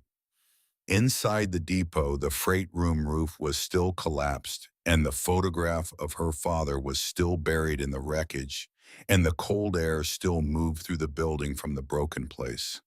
But Neve Reardon was no longer crying. The journal was on the desk in front of her. The Hamilton was beside it, ticking the time of a railroad that had closed 68 years ago. Her grandfather's silver pocket watch was around her neck on its leather cord. She put her hand on the journal. "Mr. Pritchard," she said aloud in the empty depot in the cold January morning, "I think I understand now. I think I see what you wanted me to do." She read every word of Ezekiel Pritchard's journal in the 3 days that followed.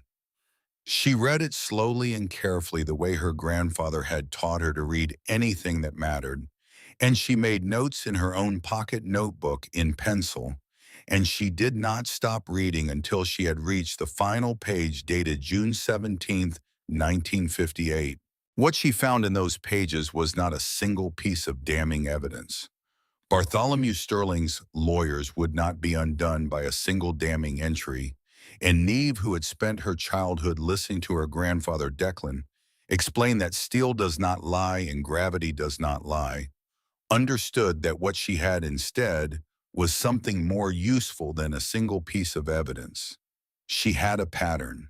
She had a record kept in real time over 26 years by a man who had been there, who had watched the Sterling family's careful management of Bedford County from the inside, and who had recorded it in the small, careful sentences of a man who was not trying to be a witness because he did not yet know that anyone would ever read what he was writing.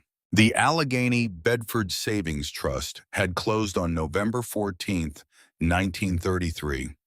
Ezekiel had named over the course of the winter and spring of 1934 47 separate Bedford County families who had lost their savings: the Hartmans, the Schaefers, the Penroses, the Vogels, the Ashworths, the Riordans. Neve had stopped breathing when she had come to the Riordans, and she had read the entry 3 times before she had been able to continue. Patrick Riordan came up on the southbound this afternoon. He was crying when he got off the train. He had brought his savings to the bank on the Wednesday, the day before the closure. He has lost $1,200. He has 6 children, the youngest only 2. Eleanor gave him a cup of coffee, and then she gave him another. He sat on the bench for 2 hours before he could stand up to walk home. Patrick Reardon was Neve's great-grandfather. He had walked 4 miles back to his coal patch house in the November cold of 1933 with $1,200 stolen from him by Cornelia Sterling, and he had told his wife and his 6 children that there was no money for Christmas and no money for the doctor and no money for the rent. The 2-year-old in the journal entry was the boy Eamon, whose name Nav had heard her grandfather speak only once at her father's funeral. That was my brother Declan had said quietly, kneeling at the casket. Eamon went on the section gang at 16 so I could finish ninth grade. He died in 1972. I have outlived everyone, Cillian. I am sorry. Neve had been 12. She had not understood. She understood now. Patrick Riordan had a youngest son born the following year who would be Neve's grandfather Declan. Patrick was 33 when Declan was born in 1934. Declan would quit school at 15 because his father had died of black lung in 1949, and the family had needed the wages, because the Sterlings had taken the savings that should have lasted them through any sickness 16 years before. The journal was not just Ezekiel Pritchard's record. The journal was the record of Neve's own family. The Sterlings had stolen from the Riordans 93 years before Bartholomew Sterling had walked across her platform with his charcoal suit and his offer of $80,000. The depot had been waiting for her since June 17, 1958, and she had not understood the full weight of the waiting until she had read the entry of November 16, 1933, on the third evening of her reading, sitting at the agent's desk with the Hamilton ticking beside her and the sky above the broken freight room growing dim with new snow. She closed the journal. She put both hands flat on the leather cover. She said aloud to the empty depot and to the man who had once sat on her stool, "I am going to do this for you, Mr. Pritchard, and I am going to do it for my great-grandfather. And I am going to do it for the Hartmans and the Schaefers and the Penroses and the rest of them." The Hamilton ticked. The fire popped softly in the pot-bellied stove. The depot was warm and tight against the January cold. The men of Penn Forest Township came on the morning of the 19th. Neve did not know how the news had reached them. She would learn later that Margaret Bachman had walked the 4 miles from the village on snowshoes the day after the storm, that she had seen the collapsed freight room roof, that she had walked back without saying anything, and had spent the rest of that afternoon at her telephone. Margaret had called Conrad Vogler. Conrad had called Wendell Ashworth. Wendell had called the 7 retired Conrail and PRR men he had known for 60 years. They arrived at Slate Brook Junction at 8 in the morning on the 19th, all in their own pickup trucks with their own tools, and they said almost nothing to each other but simply looked at the collapsed roof and nodded. One of them, an 81-year-old retired track foreman named Ellsworth Penrose, who walked with a pronounced limp from a coupling injury he had taken in 1968, and who had not done framing work in 15 years, said only the 4 words, "We start at 9." They had the new framing up by sundown on the 19th. They had the new sheathing on by sundown on the 20th. They had the new shingles laid by sundown on the 21st. They worked in a careful relay through the cold, taking turns at the bottom of the ladder, breaking for coffee in the waiting room every 2 hours, eating sandwiches Margaret and her sister-in-law brought down from the village. Stefania Novak closed the diner in Scranton on the evening of the 18th and drove 4 hours through the snow with her car loaded with food and blankets and a cast-iron pot of cabbage soup. She arrived at the depot at midnight. She slept on the folding cot Conrad had set up in the waiting room. She cooked 3 meals a day for 12 men and 1 young woman across 3 days. She did not let Neve into the kitchen except to wash dishes. On the evening of the 21st, with the new freight room roof tight against the sky, Conrad cooked a Dutch oven stew over the pot-bellied stove. The 8 men and Stefania and Margaret and Neve ate together at a long plank table in the waiting room. The talk was the talk of men who had been doing useful work all day. Wendell told a story about a freight conductor named Mickey Connolly who had been deaf in one ear for 40 years and had refused to admit it. Conrad told a story about a barn raising in 1979 where a young man had nailed his hand to a rafter and had not noticed for 10 minutes. Ellsworth Penrose, who had not spoken much during the work, told a story about his grandfather, who had been a section foreman on the Pennsylvania for 37 years and who had once held up a freight train for 40 minutes by walking out into the right-of-way with a red lantern because he had calculated that the train was carrying a defective journal box and he had not been wrong. Neve listened. She did not say much.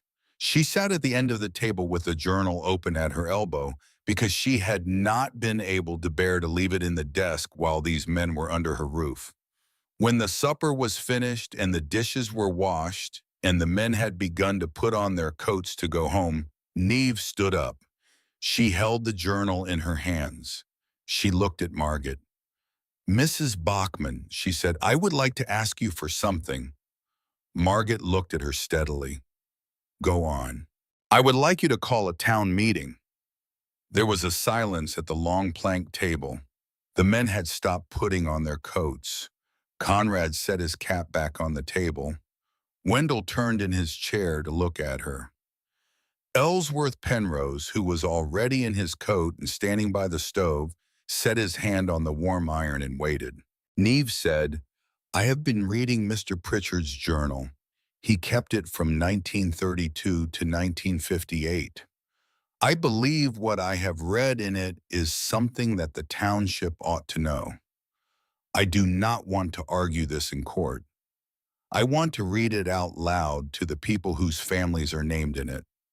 I want them to know what their grandfathers and great-grandfathers lost, and I want them to know who took it.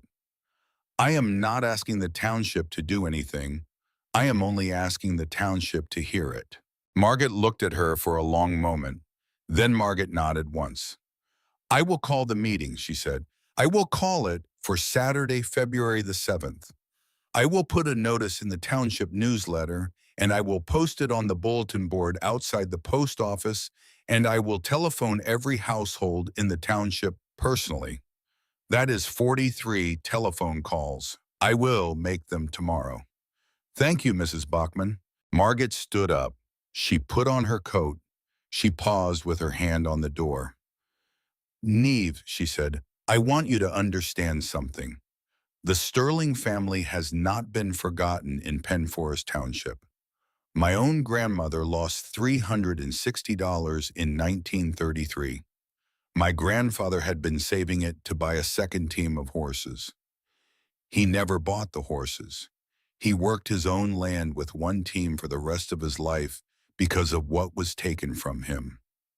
We have all known. We have not had the proof. You have given us the proof.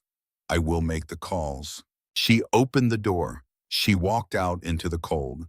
The men finished putting on their coats. Ellsworth Penrose was the last to leave. He stopped beside Neve's chair and looked at the journal on the table. "My grandfather's name in there," he said. "Yes, sir. The Penrose family lost $640 in November of 1933. Mr. Pritchard wrote it down. I will read it on Saturday." Ellsworth Penrose nodded. He did not say anything for a long moment. Then he said, "Miss Reardon, I am 81 years old. I have been waiting to hear that read out loud since I was old enough to understand what my grandfather lost. I will be there on Saturday." He turned, he walked out. Stefania stayed for 10 days after the roof was finished. She slept in the freight room on the cot Conrad had built, and she cooked 3 meals a day for whoever was working at the depot, And on the morning of her departure, she stood beside her car in the clearing and looked at Neve for a long moment and said, "You are the daughter I never had, Reardon girl. I am too old to say it any other way." She drove back to Scranton. Neve stood in the clearing for a long time afterward. She had not been able to think of any words large enough to hold what she had been given. The week between Margaret's announcement and the meeting was the longest week of Neve's life. She did not sleep well. She rehearsed what she would say at the meeting, and then she stopped rehearsing because she understood that she was not the one who needed to do the speaking. The journal was the one that needed to do the speaking. Her job was simply to read it clearly and to let the words of a man who had been dead for 63 years carry the weight that they had been keeping for that long. Conrad came every afternoon that week to help her finish the small repairs on the freight room.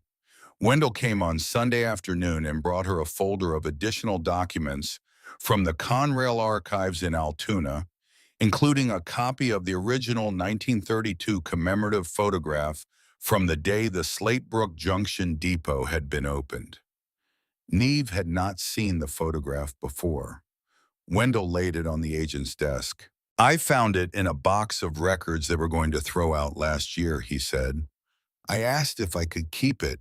They said yes. I did not think I would have a use for it. I think I have a use for it now." The photograph was 8 by 10 inches black and white faded to sepia along the edges. It showed the depot on the day of its opening, June 14th, 1932. 3 men stood on the platform in dark suits and bowler bomber hats. A small crowd of perhaps 40 people stood on the rail bed. Neve recognized the bay window above the platform. She recognized the freight room door. She recognized the round metal sign that now hung above the bay again.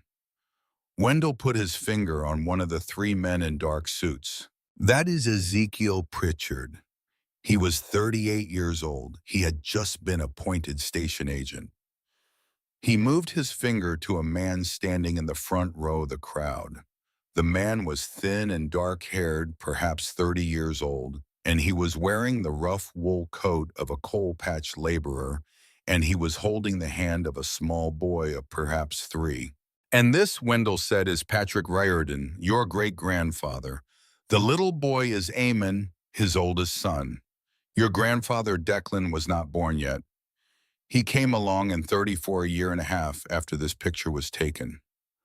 The toddler in this picture is your great-uncle. Eamon Riordan went on the section gang at 16. He worked the Bedford branch from 1949 to 1954, the same years your grandfather Declan was on temporary assignment from the Pocono Division. 2 Riordan brothers on this branch at the same time. Their father had just died of black lung. They were sending money home to their mother and the 4 sisters between them." Neve sat down on the wooden stool. She put both hands on the agent's desk. She did not say anything for a long time. Wendell did not say anything either. The Hamilton ticked. The new fire in the stove popped softly. "Mr. Ashworth," Neve said finally, "may I take this photograph to the meeting?" "You may, Miss Riordan. That is why I brought it." The meeting was held in the Penn Forest Township Hall on Saturday, February 7th, 2027. The Township Hall was a plain frame building with white clapboard siding and a peaked tin roof set across the main street from the post office, and it had been used for town meetings since 1881. The hall held perhaps 120 people if the folding chairs were set up tightly. On the evening of the 7th, the hall held 147 people, with another 23 standing at the back along the wall, and the temperature inside the hall rose during the meeting from the cold of the February evening to the warm closeness of a room full of people who had come for a particular reason and who were not going to leave until they had seen it through. Margaret called the meeting to order at 7 o'clock. She stood at the front of the hall in her good wool coat with the journal on the small wooden lectern in front of her, and she explained in her careful, clean sentences that Neve Reardon had purchased the Slatebrook Junction Depot at the surplus auction the previous February for the sum of $10, and that Neve had restored the depot through her own labor over the course of the year, and that a private development corporation called Sterling Hospitality Group of Pittsburgh had filed a civil suit against Neve in Bedford County Court on the 7th of August of the previous year, claiming title to certain personal property recovered from beneath the floor of the depot. Margaret said that the matter had a longer history than the lawsuit, and that the longer history had been brought to her attention by Miss Reardon 2 weeks earlier, and that she had asked Miss Reardon to share that history with the township this evening. She turned and looked at Neve. Neve stood up from the chair at the front of the hall. Neve was wearing her work clothes because she did not own dress clothes, and she had her grandfather's silver pocket watch around her neck on its leather cord, and she had Ezekiel's Hamilton 992B in the breast pocket of her flannel shirt. She walked to the lectern. She set the photograph on it beside the journal. She looked out at the hall. She saw Conrad Vogler in the second row. She saw Wendell Ashworth beside him. She saw Margaret's husband Werner and 3 other men she had come to recognize from her trips into the village. She saw Stefania Novak, who had driven down from Scranton that morning and was sitting in the third row with her hands folded carefully in her lap. She saw Daniel Raskovic, the young attorney, standing along the back wall. She saw Bartholomew Sterling and 2 of his lawyers in the front row on the right. Sterling was wearing a different charcoal suit. He was smiling the small, confident smile of a man who had decided in advance that no town meeting in a building like this could threaten him. Neve opened the journal to the page she had marked with a strip of red ribbon. She began to read. She read the entry for November 14th, 1933. Her voice was clear and even, the careful slanted voice of a person who had been raised by a man who had believed that work spoke for itself if you let it. The Allegheny Bedford Savings Trust closed its doors today. The notice was nailed to the front entrance at 3 o'clock this afternoon. Half the township is ruined. The Hartmans lost everything. Old Mr. Schaefer lost everything. Eleanor's brother lost his children's college money. I have lost 11 years of my own savings. There is talk that the Sterling family, who has owned the bank since the 1890s, withdrew the entire principal of their personal accounts on Friday, 3 days before the bank closed. There was a small movement in the hall. A woman in the fourth row pressed her hand to her mouth. Neve continued reading. She read the entry for November 16, 1933, with the names of the 47 families. She read each name slowly. She read the entry for the Riordans. She read it without changing her voice. She read the entry for the Vogels, and Conrad Vogler, in the second row, closed his eyes for a long moment. She read the entry for the Bachmans, and Margaret beside her did not move.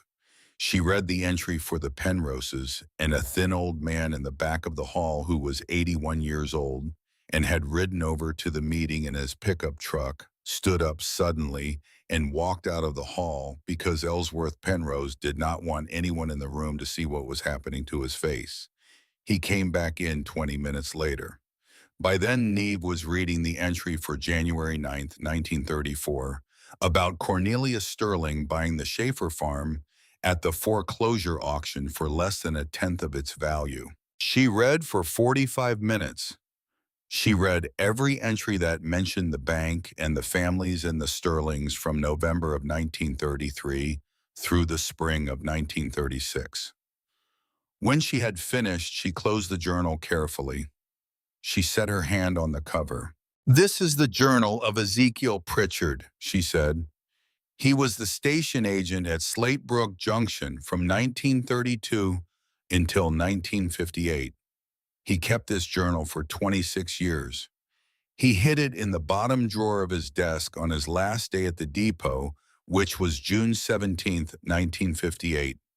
He hid it because he believed that someone someday would read what he had written and would understand. I found it on the morning of the 18th of January after the freight room roof had collapsed under the weight of the snow. I have read every word of it. The entries I have read aloud tonight are only some of what is in here. There are more. She paused. She lifted the photograph. This was taken on the day Slate Brook Junction opened, June 14th, 1932. The man on the platform is Ezekiel Pritchard. The man in the front of the crowd holding the hand of his small son is Patrick Riordan. He was my great-grandfather. The Riordans were one of the 47 families. We lost $1,200. My great-grandfather walked 4 miles back to his house in November of 1933, and he told his 6 children there would be no Christmas. He died of black lung in 1949. His youngest son, my grandfather Declan, quit school at 15 because the family needed the wages. The family needed the wages because of what had been taken from them in 1933. My grandfather worked the Bedford branch in 1953 and 1954 alongside his older brother Eamon, who is the toddler in this picture. Two of Patrick Riordan's sons working on the same branch line, sending money home to a mother who had been left destitute by the failure of a bank that had been deliberately emptied by the family that owned it. She looked out at the hall. She looked at Bartholomew Sterling in the front row. He was no longer smiling. Mr. Sterling has filed suit against me for the personal property of Mr. Pritchard on the basis of his descent from Cornelius Sterling, who was Eleanor Pritchard's brother. I will not contest his descent. He may be a descendant. I do not know. What I do know, because Mr. Pritchard recorded it, is that Cornelius Sterling drove down to Pittsburgh on the Friday morning before the bank closed with 2 suitcases of cash.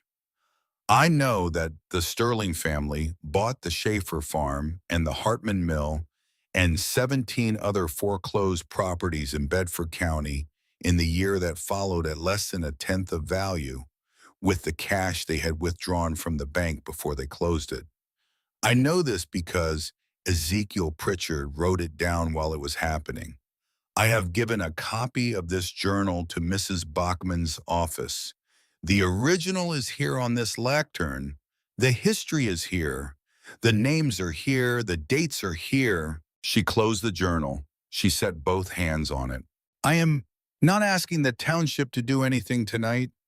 I am only asking you to know what I now know. I am asking you to know what Mr. Pritchard wanted you to know when he hid this journal in the desk in 1958. After tonight, the journal goes to the township archive where it will remain available to anyone who wants to read it. It will be read. The families whose names are in it will read it. And the lawsuit against me will be heard by a Bedford County jury that may include some of the descendants of the families whose savings were taken in 1933. I am content to let that jury decide. She stepped back from the lectern. She returned to her chair. The hall was silent for perhaps 4 full seconds. Then Ellsworth Penrose, the 81-year-old retired track foreman, who had come back inside 20 minutes earlier, stood up from his folding chair in the back of the hall. He was a tall, thin man with white hair and a long face, and he had not spoken at a town meeting in 14 years. He walked slowly down the center aisle holding his cap in his hand until he was standing beside Neve's chair. He turned to face the hall. My grandfather lost $640 in that bank in 1933, he said.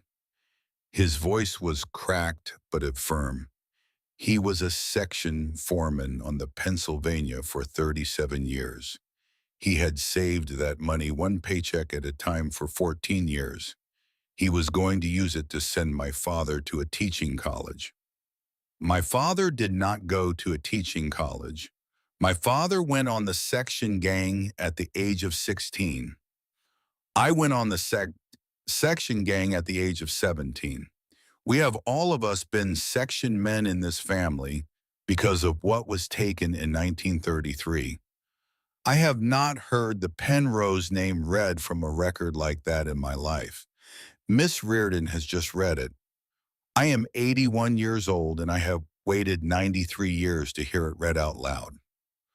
I want it understood by everyone in this room that the Penrose family stands with Miss Reardon. He sat down. There was another silence. Then Conrad Vogler stood up. The Vogel name was read tonight, he said. My grandmother was a Vogel before she was married. They lost $290. The Vogler family stands with Miss Reardon. Werner Bachmann stood up. My wife's family lost the price of a team of horses in 1933. The Bachmann family stands with Miss Reardon. A woman Neve did not know in the fourth row stood up. The Hartmans stand with Miss Reardon. A man in the sixth row stood up. The Schaefer family stands with Miss Reardon. It went on like that. It went on for a long time. By the time it was finished, more than 60 people in the hall had stood up and named their families and their losses, and the hall was warm and close and silent in the way that rooms become silent when something old and heavy has finally been lifted out of them and set down where it can be seen. Bartholomew Sterling and his two attorneys had left somewhere in the middle of it. Neve had not seen them leave. Margaret told her later that they had walked out during the testimony of the Hartman descendant and that no one had spoken to them as they had passed through the hall and that the silver Cadillac had not come back. The lawsuit was withdrawn the following Tuesday morning. The papers were filed at the Bedford County Courthouse by a different attorney than the two who had attended the meeting. Neve was not present for the filing, and she did not learn of it until Daniel Raskovich called her at the township office on Wednesday afternoon. The lawsuit was over. There was no settlement. There was no admission. There was simply the withdrawal in the small, clean language of the courts with no further proceedings contemplated. Daniel asked her if she wanted to file for sanctions or for fees. She told him she did not. She told him she had what she had wanted. The depot had been quiet for the long winter. The shingles were tight. The bay window held. The freight room roof, rebuilt in 3 days by the 8 men who had come on the 19th of January, was the strongest part of the building. The spring came slowly. The snow melted off the railbed in the third week of March, and the railbed reappeared as a long, straight depression running between the bare trees and the moss on the platform. Boards greened up overnight, and the first hikers of the season began to come down the right-of-way. By April, the kettle was hot on the pot-bellied stove every day. By May, Nav had set up a small free coffee station on the platform with a sign Conrad had carved that read, Slatebrook Junction Coffee, no charge tip jar if you like. People left things in the tip jar. They also left honey and bread and wildflowers and small notes.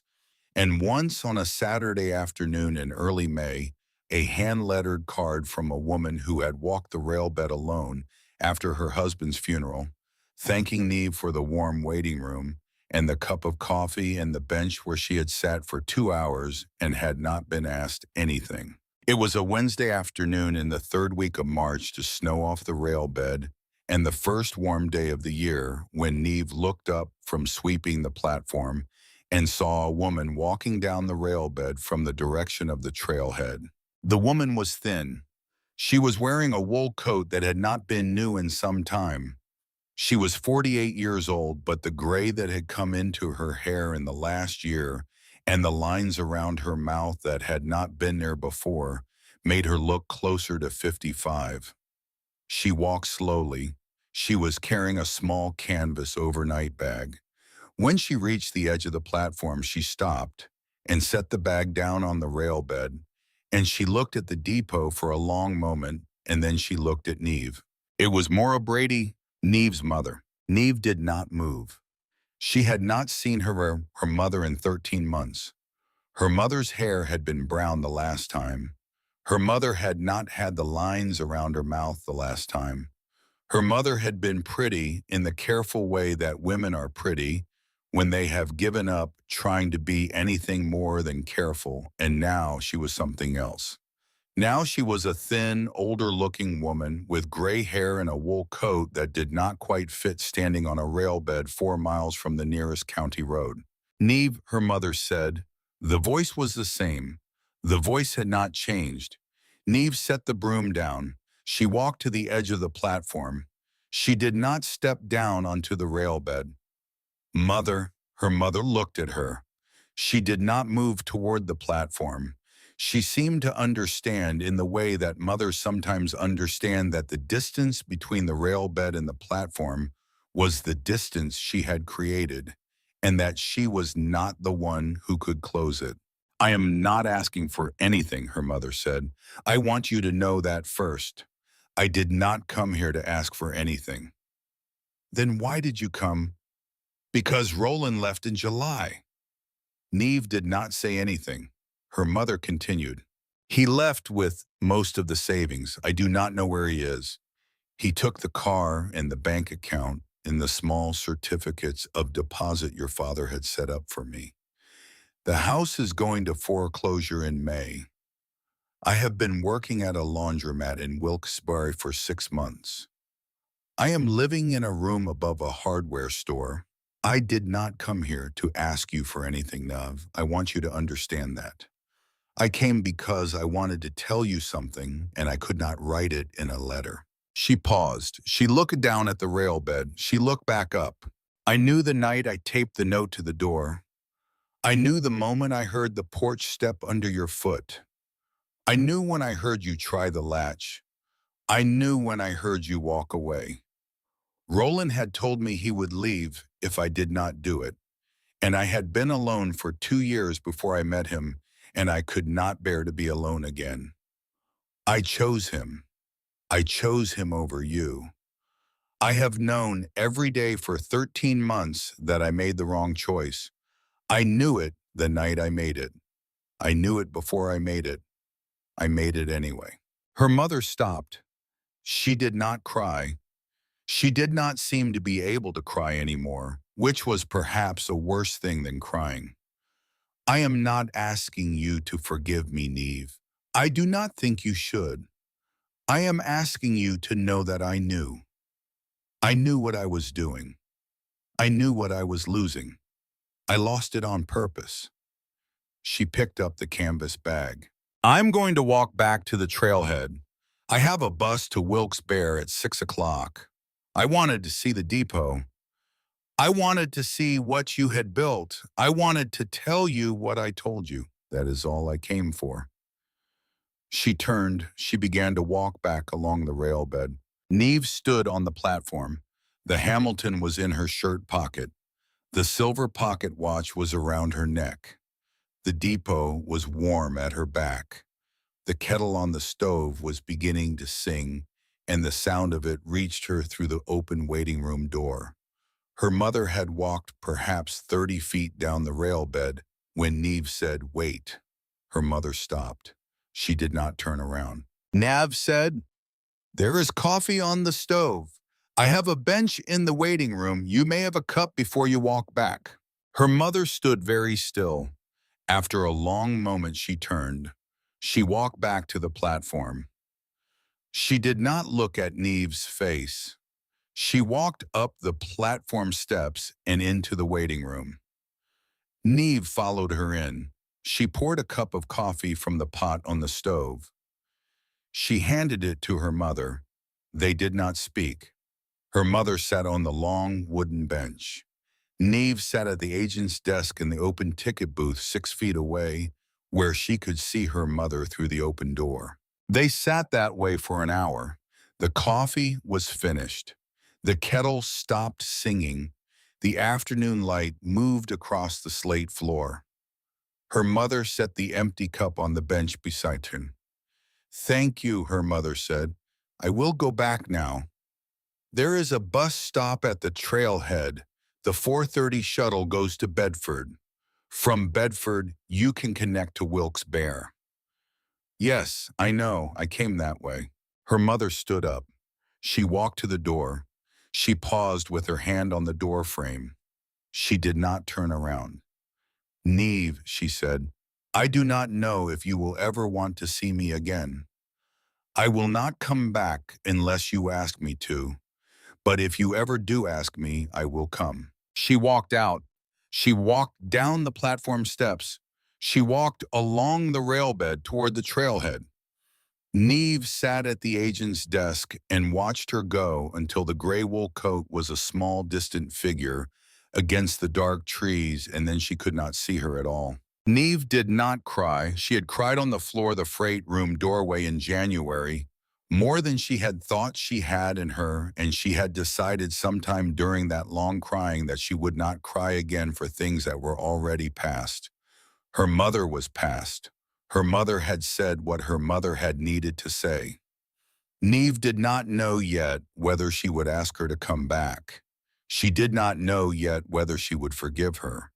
She did know that her mother had told her the truth, and that the truth had been harder than any lie her mother could have told, and that this counted for something. It would take time to know how much. The grand opening of Slatebrook Junction Coffee was held on the second Saturday in May, on a clear, warm evening with the leaves just out and the dogwoods blooming along the railbed. Conrad had hung a string of small, white electric lights along the eaves of the platform, run from a generator he had brought down in his truck. Margaret had baked 4 loaves of dark bread. Wendell had brought the porcelain PRR coffee mugs out of his attic, all 12 of them. Stefania had driven down from Scranton with a pot of galabki and a tray of poppy seed cake. Daniel Raskovic had come, and so he had his wife. Ellsworth Penrose had come walking with a cane now, but unwilling to admit that he needed it, and so had the other 6 of the 8 railroad men who had rebuilt the freight room roof in January. Father Cyril from the small Catholic church in the village had come, and he had blessed the building before the supper, in the brief, informal way of a country priest who knew how to bless things without making a production of it. There were 27 people at the supper. They sat at 3 long plank tables that Conrad had built and set up in the waiting room, with the pot-bellied stove glowing softly at the end and the bay window above them open to the spring evening. The food was passed family style. The conversation was the conversation of a community that had just come through a long winter together, which is the best kind of conversation there is. After the supper, the older people went home in the long blue twilight, and the younger ones helped Neve clean up, and by 10 o'clock, the depot was quiet again, and Neve was alone in the waiting room with the embers in the stove and the strings of white lights still glowing softly along the eaves outside. She walked into the ticket booth. She sat on the wooden stool behind the agent's desk. She took her grandfather Declan's silver pocket watch off its leather cord and laid it on the desk beside Ezekiel Pritchard's Hamilton 992B. She wound them both. She set them both to railroad time. She watched them tick together for a long minute. Both watches read exactly the same time, accurate to the second set, the way they had been carried by men who had spent their lives believing that knowing the time was a kind of duty owed to other people. She thought about her grandfather Declan, who had ridden cabooses through every kind of Pennsylvania weather for 32 years.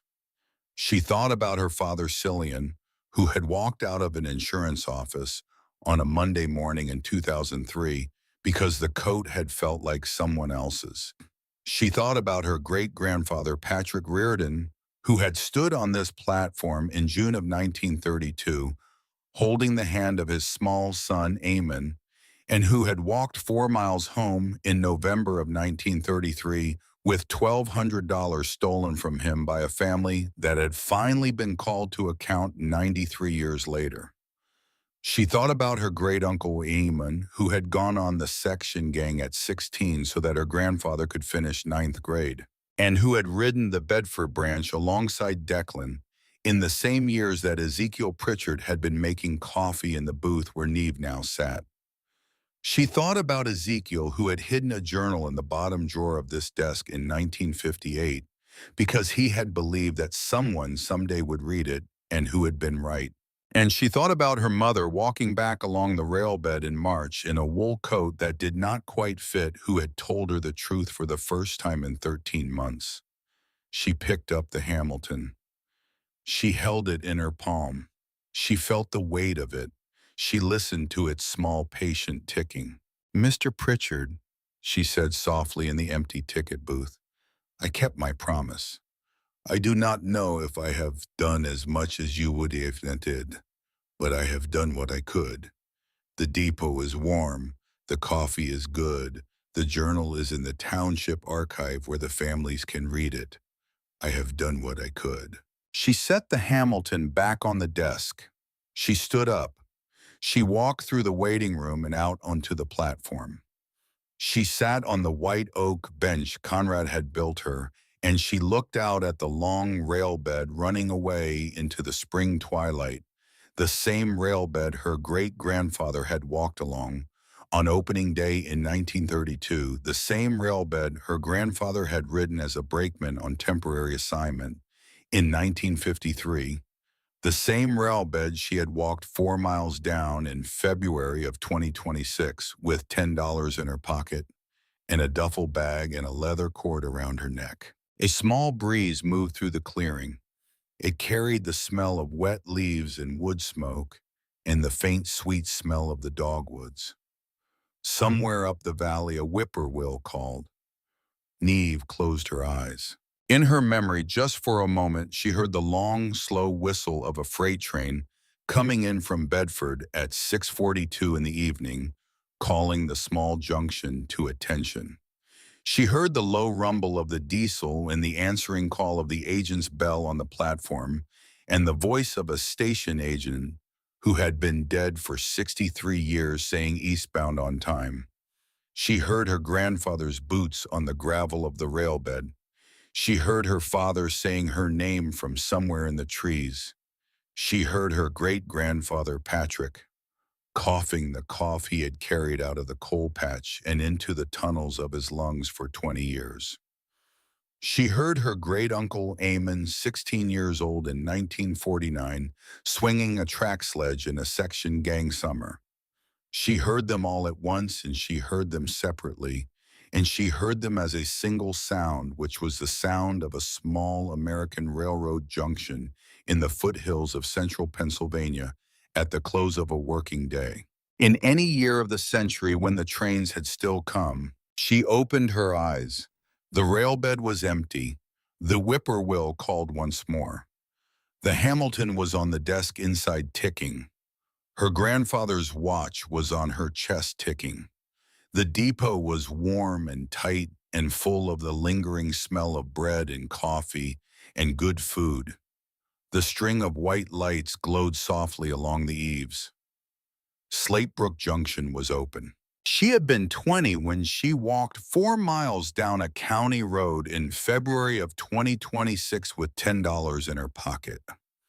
She had been 20 when she had laid the silver pocket watch on the agent's desk and noticed that the floorboards beneath the stool did not match. She had been 21 for almost 6 months now. She had spent her last $10 on an abandoned train depot and at the end of a forgotten branch lying in the Allegheny foothills of central Pennsylvania. And what she had found in the ticket booth had changed everything that came after. It was the best $10 she had ever spent. She sat on the bench for a long time, watching the railbed in the blue twilight, listening to the watches tick and the small station that had been waiting for her since June of 1958 finally settled down around her in the warm spring night with the long, quiet contentment of a building that had at last found the person it had been waiting for. The whistle in her memory faded. The whippoorwill called a third time farther away now. The first stars came out over the eastern ridge. Neve Riordan stood up from the bench. She walked back into the depot. She closed the door behind her. The white lights on the eaves stayed lit. Inside, the kettle was already heating for the morning's coffee.